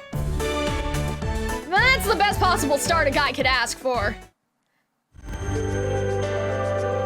I do hope we'll get more events with the fairies. Like, I don't know what else they would do, but like Neverland seems like it could be fun because we don't have a Captain Hook character. And, you know, I know for in JP, the new Halloween event is like circus, and there's the guy from Pinocchio, and he's so hot. But anyway, the Pinocchio guy, like, I'm deceased every time I see him. I cannot control myself.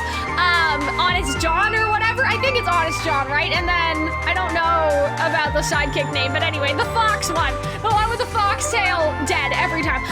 But like, we're running out of Disney villains, technically, because Disney hasn't had a villain in like a long time, other than like Magnifico, and I have absolutely no desire to see Wish in this game. I really hope that will not come to pass. So we have Mother Gothel, and we have Yzma, but I think that's it. Unless they start dipping into like the sequel movies, we're gonna start running out of characters soon. So like Neverland seems like an idea. Like Neverland kind of seems funky fresh to me. This whole place is so fancy, and it's full of flowers, absolutely gorgeous. Fairies really do like flowers, huh? Seebeck Zigvolt was right. Hey, look, way in the back. Oh, cool. Oh, I love a fairy with her scepter. I'm glad they changed that at least.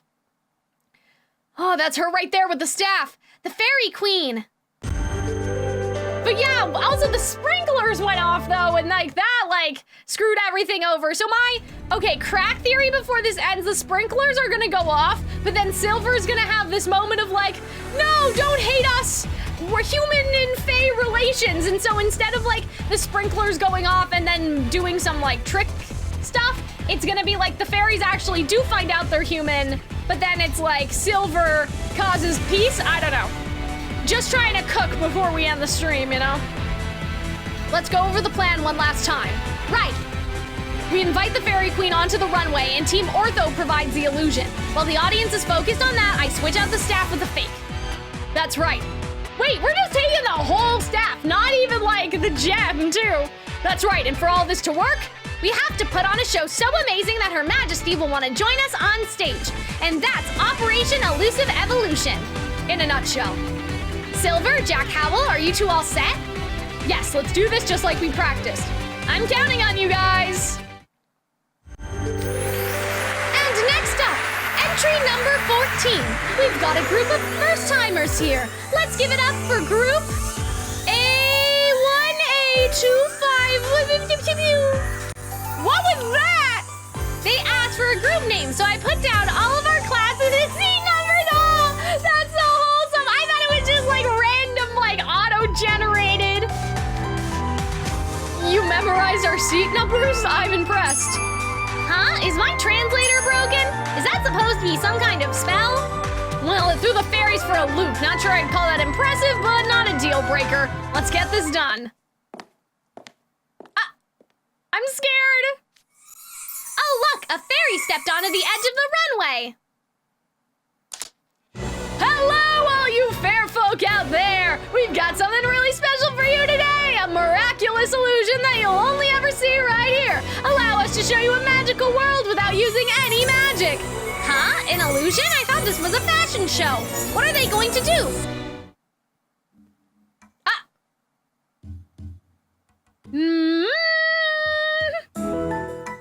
Oh yes, I would love if Kingdom Hearts got into this somehow. I love Kingdom Hearts. I feel like every Twisted Wonderland fan should like Kingdom Hearts, but in case you guys didn't know. Okay, there they are. So Ace is running the show. He looks right at home up there. He can definitely talk the talk at least. Look at how eagerly the audience is listening. He's got his hooks into them. Wait, I thought this was a fashion show. How are there hooks? Oh, that smooth talking won't matter if the fashion show part falls flat. What's Ortho's plan? Oh, I can't. The stretch is too much. I can't watch. Oh, what's with all the yapping? If you really can't stand it, turn off your tablet, take a nap, and stop bothering us. That would be unbearably stressful, too. Ortho showed me his performance today, you know. He came barging into Poffmore early this morning shouting, I did it. He shook me awake and ruined my beauty sleep. Okay, and how was his performance? You'll see soon enough, just shut up and watch. I love it. Why is everyone bullying Idia? He's just, you know, he wants to protect his brother, man. Why are you all acting like such know-it-alls? We're simply saying you should expect the best. Don't you have faith in Ortho? That's a good point. What? Obviously I do. I know better than anyone how incredibly exceptional he is. Then let's hear some encouragement. God, that's hilarious. How Cruel's low-key manipulating him. Go get him, Orpho. Your big bro knows you can do it. Oh. I'm giving you all fair warning. Don't even blink during this next part. You won't want to miss 1 second of the miracle you're about to witness. Now it's time for the show of the century. Oh, cool. All the flowers. They made it bloom. Oh, that's so nice. I love that. Like, that's such a cool idea. Silver, Jack Hamill. Jack Hamill. Oh, it just gets me every time. Let's get moving. Yay! Oh, I love that. Okay, I think what I'm gonna do is go play this. Oh, that's cool. So Ortho changed his flame color. Oh, that looks so nice. Okay, hold on. I want to go play it because I haven't actually listened to the songs before. And oopsie, we went to the mirror. Force of habit. And you guys said that they're different, so I want to play the tune and then we'll go back to the story. I mean, obviously you guys can see that I've played them in the sense that I've hit the buttons, but I haven't actually listened to the song. I'm one of those crazy people that I can play the rhythm game. Oopsie. I can play the rhythm game without listening to the music.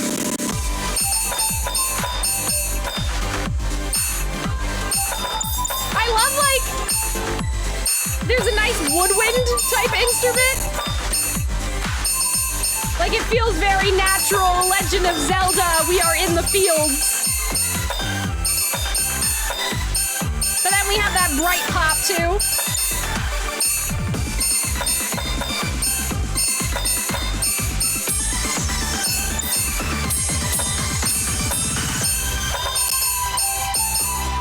This song is so nice. I did hear that we're getting a Twisted Wonderland soundtrack soon. So we'll be able to listen to all these, without the noises.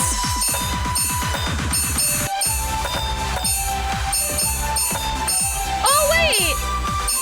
I feel like there was the leitmotif or something in there.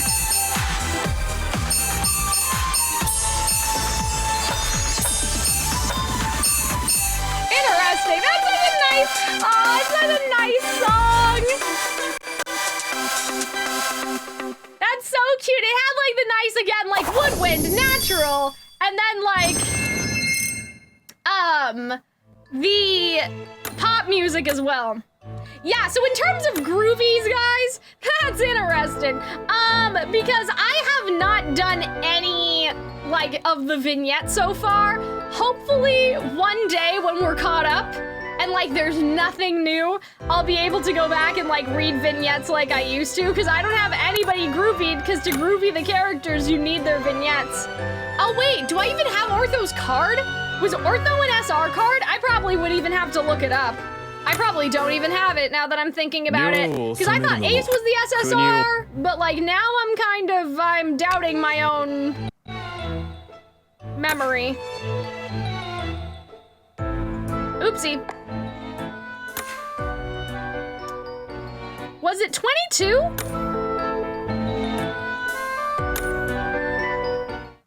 Oh yeah, so I don't even have Ortho. So that's a whole other thing that we'll have to do. We'll have to look it up on YouTube. Beautiful. Flowery. And now, Idia, guys, I hope you're watching. This is my evolution. Oh, I love that. I love the cherry blossoms, the pink. That's a really good redesign. Because, I mean, it's basically bringing in the color, like I had said. But I did like the iridescentness of the butterflies before. But, still, it's pretty. What just happened? The fairy in the middle, his outfit changed, and I didn't sense is this the illusion? I've never seen anything like it. Huh, I can see you're all surprised, but I'm not done yet. Oh, cool, rose petals! Go, Ruby Rose, go! Wait, he didn't just change the color of his outfit. I can smell the flowers. How? Oh my god, it's just like... Oh, what am I trying to say? Soarin' at Disneyland when you can smell the oranges and you're on like the sky thing? I can smell the flowers. It's just like spring. He's giving off the scent of spring itself. White flowers that turn lilac pink and glow. Oh, I see. It's like when the snow thaws. The snow has melted. Spring is here. An outfit enshrouded in light as white as snow. Then the snow thaws and the flowers bloom. Everyone's beloved spring arrives. It's not just about eagerly waiting for the snow to melt. It's about showing what happens after. Blooming is how I think of evolution. And the original inspiration I found after all my pondering. Oh, that's so nice. I love that. Now there are birds and butterflies fluttering about. It feels like spring is here. Oh, how my heart soars. Yes, let's all celebrate spring together. Yay! Oh, this is so wholesome, guys. Oh, are those real birds? Are they here for silver? Or I thought it was like Ortho. I thought it was like fake birds and butterflies. It's nice of the birds and butterflies to join as well. The audience is delighted. We're putting on a truly wonderful show. Fae, human, humanoids. I can tell that even the animals, bugs, and plants are overjoyed at the coming of spring. What a wonderful spectacle at this moment. Everyone at the Fairy Gala is unified as one. Honestly, this is better than the original Fairy Gala. Like, I feel like in terms of the plot thread, because when we think about the plot thread before, it was kind of questionable. Maybe we should talk about this after, but Ortho's outfit changed. They maintained the fairy's flowery sensibilities without sacrificing any details. They invoked the future by making the flowers bloom. Don't you see? That's Ortho's idea of evolution. Quit bragging about something you didn't earn. Ortho swapped out some of the materials on his body with flexible displays. Normally, his body's white, but when he flips the switch, it changes color. That's something only Ortho could do. He's projecting a matching backdrop across the whole venue, too. It's similar to the trick they'll use to make the queen disappear. Working out the positioning and timing was tough, though. Ortho, you made that gear yourself? Oh. Not by a long shot. The rest of us pitched in too, you know. I just lent a helping hand. Yeah, makes sense. He manages just fine with all of you. He didn't come to me at all. He's a genius, all right. You couldn't find a more perfect little brother if you tried. Oh, but I hope Edia doesn't feel bad about being, like, left out. I know force enthusiasm when I hear it. You're actually sulking, aren't you? Oh, he is sulking! No, what? No, not at all. It's not that. Obviously, I'm happy Ortho pulled everything off. It's just... pups grow right before our very eyes. It seems like they'll be a handful forever, but then, before you know it, oh, they've grown into big, strong dogs! Oh, you can be sad about it, but it's proof of how much you loved them. There's nothing strange or wrong about that. Yeah, Edia's like my big brother's all grown up and he doesn't need me anymore. I never knew you saw us that way. I do. But I think you could stand to do a little more growing, Spade, especially academically. Oh, God. Well, would you look at that? The herbivores use their 2 collective brain cells and scrape together a half-decent show. I admit, I was surprised to see all those animals make such a timely entrance. How'd they manage that? Humph, with Silver's deep affinity for woodland creatures, obtaining their assistance was a trivial task. Oh, okay, so they were real birds. They were silver. Makes sense. He's lived among the Fae from infancy. He is a human, but there, you see that? It's the confident way he carries himself. He looks right at home amongst them. None of you could pull that off. Again, when you cut it out with the unearned bragging. Putting aside Seebeck's rude behavior, though we will thoroughly address it at a better time, Leona's right. It's a delightful show full of surprises. I can feel the audience's excitement from here. I wasn't expecting to feel so moved, but I do. Agreed, they might actually pull this off. Yeah, that's a thing, Key, right? Because the first Fairy Gala was like, Kaleem and Jamil and Leona are exotic. That's kinda weird. And the whole plot line is like, civilizing Leona.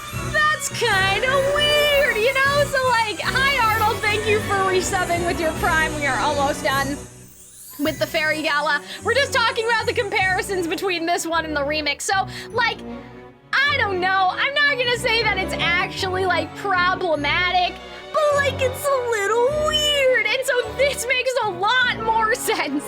Let's just put it that way, like, with the fairies, because when you think about it, Leona's plotline has nothing to do with the Fae, whereas having Silver and Seebeck and kind of Malleus for the front half, right? Like, that makes a lot of sense.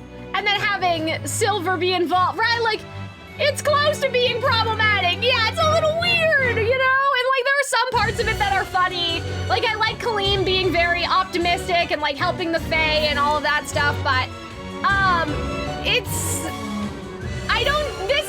This seems like the correct version of the Fairy Gala. Thank you for sticking around though, Dumpster Buddy. I appreciate you guys staying so long after the raid. But yeah, let's get to this finale. I hope you're all enjoying the show, and I've got news for you. We're not done yet. It's time to kick things up a notch with another Evolution Illusion. For this one, we'll need a volunteer from the audience. What do you say, Your Majesty? Me? The show's great and all, but we can't just hand over our dear queen to a group of strangers. Of course, I understand how esteemed Her Majesty is. That's why I invited her to be our guest. Your Majesty, what would you say to being part of an illusion even more spectacular than the one we just did? Well, your participation would really electrify the audience, and I promise it'll be worth your while like nothing you've ever experienced before. And you wouldn't want to miss out, would you? Come on, join the fun. But of course, if you'd rather not, Ace is so manipulative, oh my god. I never said anything of the sort. I'd like to give it a go. Your Majesty! I apologize for imposing upon you with my selfishness, but the show has been such a thrill for me. It brought me back to my days as a little fairy. I would love nothing more than to take part in it. I'd rather you didn't, but it's completely understandable. True, I've never seen such a delightful show before. That's the spirit, now step on up here. Allow me to hold your staff during the illusion. Oh, but this staff is very precious. I could not simply hand it over.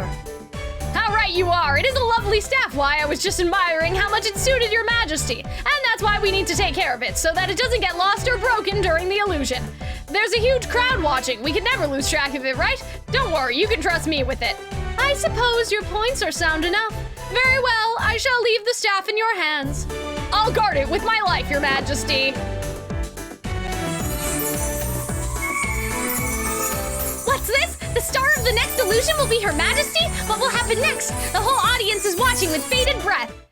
Welcome, Your Majesty. It's an honor to have you. Why, thank you. What shall you have me do? I'd like you to stand here and wave to the audience. That's all you have to do. That's it. Truly. Yup, while you're doing that, I'm gonna make you disappear, all without using magic. No way, is that even possible? Surely you can't make someone disappear without magic. There are things in this world even more amazing than magic, you know? Here goes! 3, 2, 1! Her Majesty the Queen has been drawn into a mystical realm. Her Majesty, she's vanished! Oh, these poor fairies! I hope they don't panic! This car salesman teenager, I know Ace knows exactly how to talk to people. Is Ace involved in the circus event? Because I feel like that makes a lot of sense.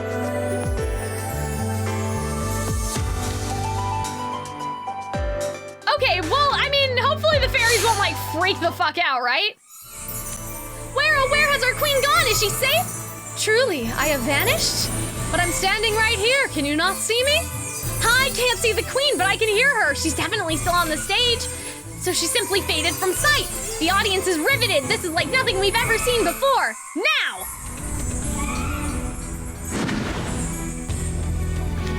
Got it. Swap complete. Now to hide the real staff behind that tree off to the side. Worry not, everyone. We'll return Her Majesty right back to where she was. 3, 2, 1, presto! The queen popped back onto the runway in an instant. What a truly exceptional illusion. Nice, good job, everybody. I feel like something bad's gonna happen though. Like nothing bad has happened this entire event, right? To think we witnessed something so amazing. First a fashion show that ushered in spring and now disappearing of the queen, incredible. This is one show I won't ever forget.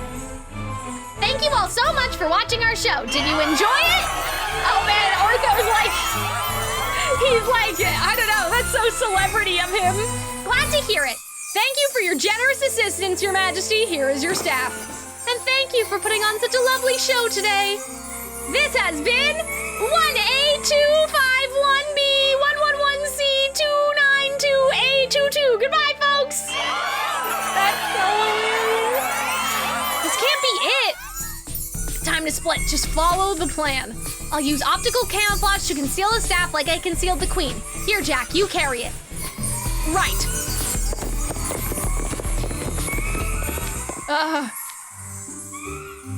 Jack, why are you tilting your head back like that? Got some fairy dust in my nose. Huh? No, I was right about Jack being allergic! No, Jack, the projection will be disrupted if you make any sudden movements. Achoo! Uh-oh. Oh, no! They should have just stuffed it down their pants, bro! Hey, isn't that fairy holding the queen's staff? It just popped out of nowhere. The queen got her staff. There's two of them? Wait a minute, looking at him more closely, that's no Fae at all! Oh no, I wasn't switching off my fairy dust when I sneezed! You there, hand over the staff at once! Comparing the two, their magestones have a slight difference in shimmer. It appears my staff has been replaced, no! With a facsimile?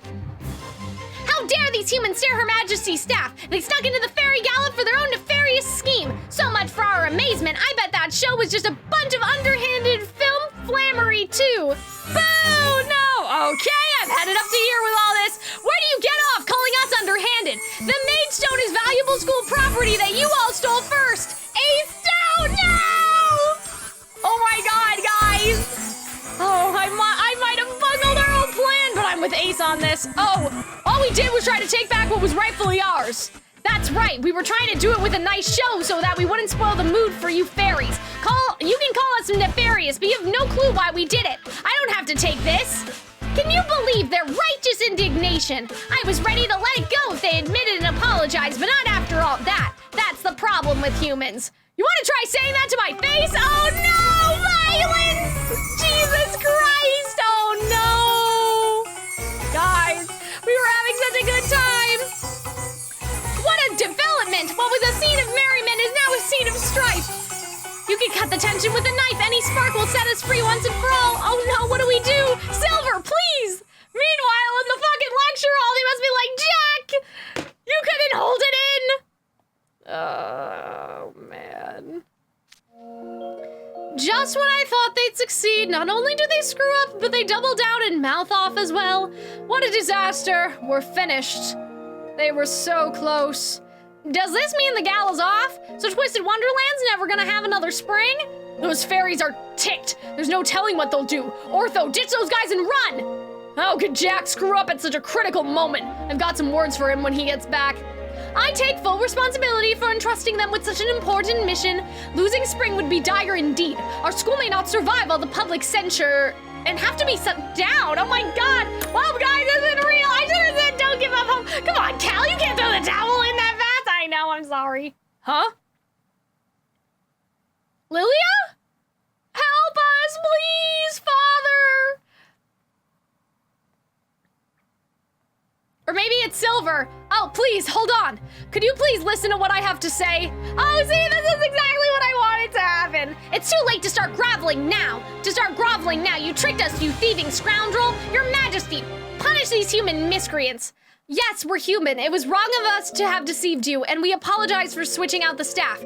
The thing is, we need the magestone on that staff for our school to go back to normal. We thought making a secret switch was the only way to get it back without disturbing the gala. We knew it wasn't right, but we did it anyway, and for that I am truly sorry. Well, sorry isn't good enough. Having you non-Fae here is an affront to the whole gala.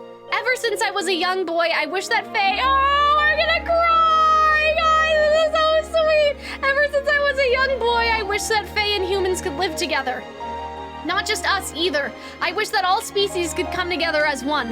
There's someone near and dear to me who feels just the same, and I'm sure the whole school does as well. I should have stepped in and stopped this plan, but I felt the same way, you see, and— where are you going with this? Well, you see, it's difficult to explain. The thing I wanted, all species laughing and having a good time together, happened during our show. You can call me a thief, I don't mind, but please try to remember one thing about Ortho and the others who put the show together. They tried their best to understand you and do right by you. Please believe that, if nothing else. Oh, I'm getting like, I don't know if you guys can see, I'm getting like actual certified like goosebumps. Like my hair is standing up. No, you guys definitely can't. You guys definitely cannot see. You guys are just looking at my arm. Anyway, that didn't come on camera very well. Maybe you guys can see, and it's just, to me, it looks off, but like a certified goosebumps for sure. Silver, I provided them with the fairy bells and enabled them to sneak into the gala. I accept full responsibility and punishment for this, so please let the others go. You mentioned that this jewel is valuable to your group. Is that true? Yes, Your Majesty. The jewel is a highly valuable magestone that is used to run our school. I had no idea. And you invited me on stage in order to claim the magestone. Ah, well, that's right, Your Majesty. Our plan was to steal the staff while you acted as bait to keep the fairies distracted. You called me bait? Couldn't you have worded that a little better? You're being too honest. I've heard what you had to say. That's it, folks. We're screwed. Damn, we're screwed. Sorry for messing up. I'll take responsibility. You all run while I keep him busy. No, we're going back together. If it comes down to it, we'll just have to defeat every fairy. Oh my god! No, I know! That's not nice! We'll just have to defeat every fairy here and break out of the botanical garden. What a marvelous display of evolution this was. I apologize on behalf of the Craftfairies who took your magestone without permission. I'm sure they were so dazzled by its sparkling shimmer they simply had to take it on my behalf. Allow me to return it. Wait, what? Oh, see? They could have just talked it out. Yes. This is it. Magestone received. Lovely. You're just giving it back? Why, of course, and there shall be no punishments of any kind. If anything, I owe you all my gratitude. For what? For putting on an incredible show and allowing me to have the most delightful time. Especially you. Me? You put on a stirring performance that demonstrated a true understanding of our kind, and you performed an illusion that left the whole audience awestruck, all without magic. The fairies could have never accomplished such a feat. It gave me a new respect for human culture. See? Cultural understanding. This is why communication's good. Exactly, you guys. And that feeling represents something very special indeed. Evolution. See, the queen was understand. See, this is why I feel like this is the superior fairy gala, because, like, this actually has a purpose for the plot, right? What's she talking about? Beats me, but it sounds like we're back in her good graces. What a fun fairy gala. It was thrilling from start to finish, so now all their minds have changed. I hope you'll wow us with another delightful show someday. And see, that's opening it up for this to happen again somehow, right? Yes, Your Majesty. And when I do, I hope we'll have even more fun together. So, like, is this the canon one? Or is the other one the canon one? Or is, like, I read something recently, I don't know how true this is, but that none of the events are canon, and that they do, like, they're canon in the sense of, like, accurate to the characters, but they're not actually canon, like, to the game, like, to the books. None of this happens in between the books, apparently, is what I heard. I don't know if that's true. I guess honesty really is the best policy. Deceiving the fairies and swapping the magestone for a fake was a low-down, dirty trick. Even if we had pulled it off, I couldn't have gone back to school with my head held high. Excuse me, you were totally on board with this plan before, Jack Howell. Well, let's be real, no one but Silver even thought of trying to reason with the fairies. That's for sure. Thanks for everything you've done today, Silver. You've given me much new data to learn from. I should thank you, Ortho, for putting on such an amazing spectacle. You've made all this possible. I'm sure from now on... Oh, see? Sorry, now that we're done, I'm just so relieved. Yeah, I know. He was, like, hyper-focused for, like, 3 days straight, and now he's, like, actually falling asleep. Wow, he passed out. I'll carry him to his dorm. It's the least I can do. Oh, dorms, right. Leona will never let me hear the end of this. He might not even let me into Savannah Claw right now. And even if he doesn't say anything, I'm so ashamed of myself I'm not gonna be able to look at him in the eye. Oh no! Like, they should just stay with us. Yeah, I'm pretty scared to go back myself. I can just hear the house warden now. How could you be so impatient? You're an embarrassment to Hearts and Bull. I'm sure you'll both be fine. Surely Riddle, Rose Hearts, and Leona King Scholar know how much effort you put into today. The same goes for everyone else too. I don't know, somehow I doubt that'll be good enough for my house warden. Well, if they yell at you, don't be afraid to give me a call. I'll tell them how hard you worked. Please don't. Getting someone else to stick up for me would only be more embarrassing.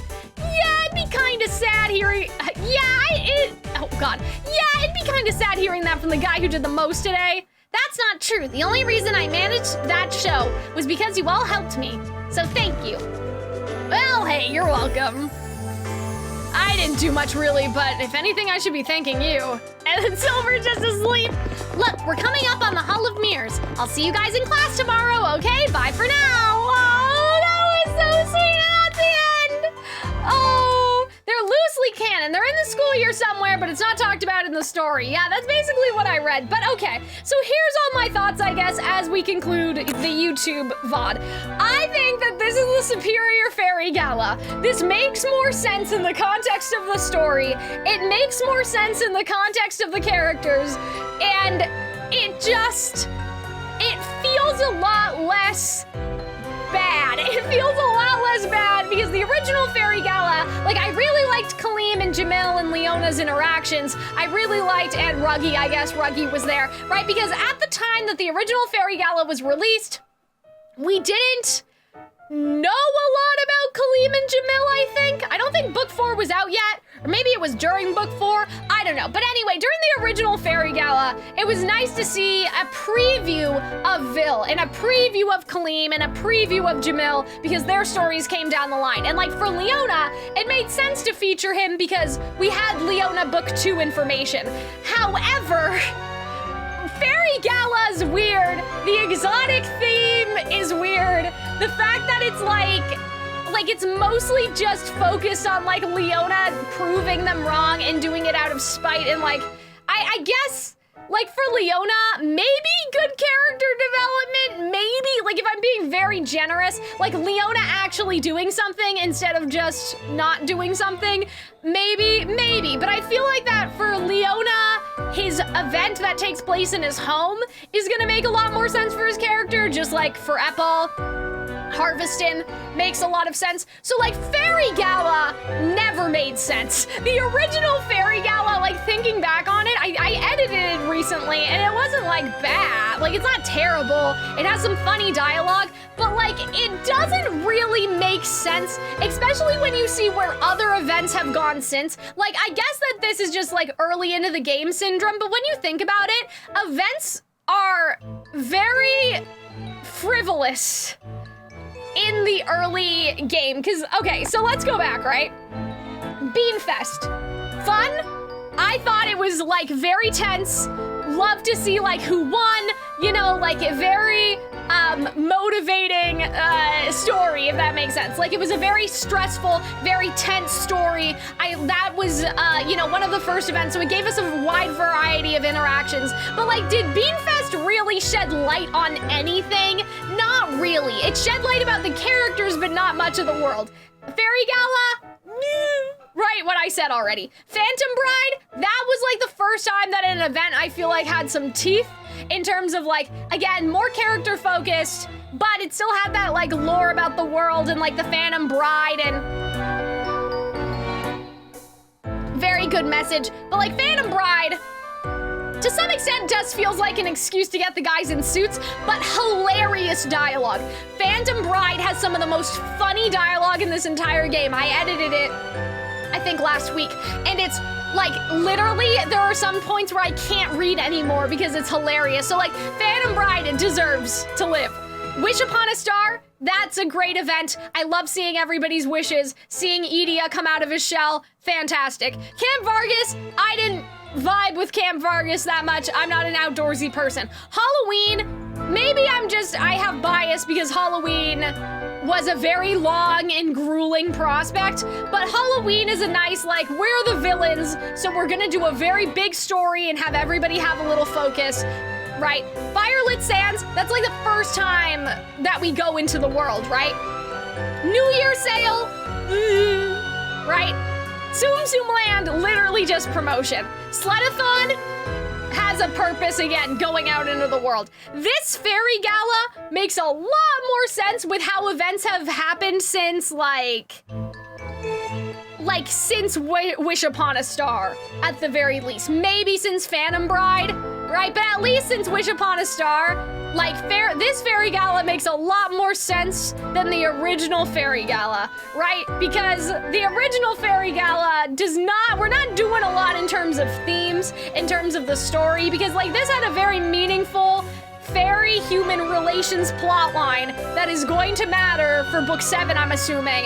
That matters to Seebeck's character, that matters to Silver's character, right? As we actually learn more about the Fae. Like, the original Fairy Gala, I was, like, enthralled by the idea that Tinkerbell was getting into the game somehow, because I love Tinkerbell, right? But when you actually think about the story of Fairy Gala, it's like the boys do a bad thing, and they succeed doing the bad thing, and Leona's, especially his participation, is mostly driven by spite and just because somebody told him that he can't, right? Which is fine, but, like, the wider implications of the story, I guess, like, it's not really that compelling.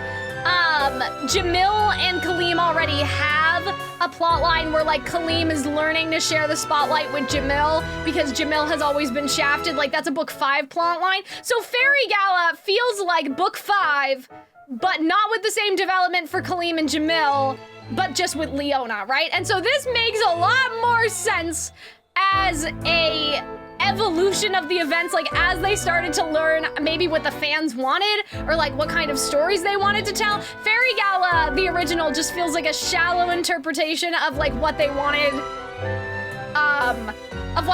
to do. And I think Book 2 also suffers from that same shallowness, right? Like, in terms of Leona. And, like, I feel like that, you know, when I'm caught up, I do want to make videos about Twisted Wonderland. I'm not sure how well they'll do, but I think that there's something to talk about in the sense that, like, this fandom really does not like Book 2. Like, Book 2 is considered one of the most terrible books in the game, I think. I mean, as far as I know, right? In terms of the storyline, because it's just so nothing, like, give us nothing. And so I think that, like, the writing has just, it's gotten better as it's continued, but Fairy Gala suffers from the same thing that Book 2 suffers from, which is ultimately that Leona is a very shallow character and they wrote him in a very surface level way, and they didn't give him the same care or nuance that they gave to, you know? They didn't give him the same care or nuance that they gave to, like, Jamil and Azul and everything. And, like, you can just have someone be a bad person, but the entire point of Twisted Wonderland is, like, but their behavior is rooted in some sort of trauma, and they just didn't do a great job of exploring that with Leona. So that's, I think, Fairy Gala just suffers from having Leona and Ruggy be in it, and having the characterization that Ruggy and Leona have at the current point that we are at. I'm sure it'll improve later. Or, like, Leona in, what was it? Leona in Book 6 was interesting. Like, that was fun. But yeah, so that's the thing. Fairy Gala 1 is weird. If I had to, like, choose which one's canon, I think it makes sense for this one. But yeah, I'm also excited for Leona's hometown event.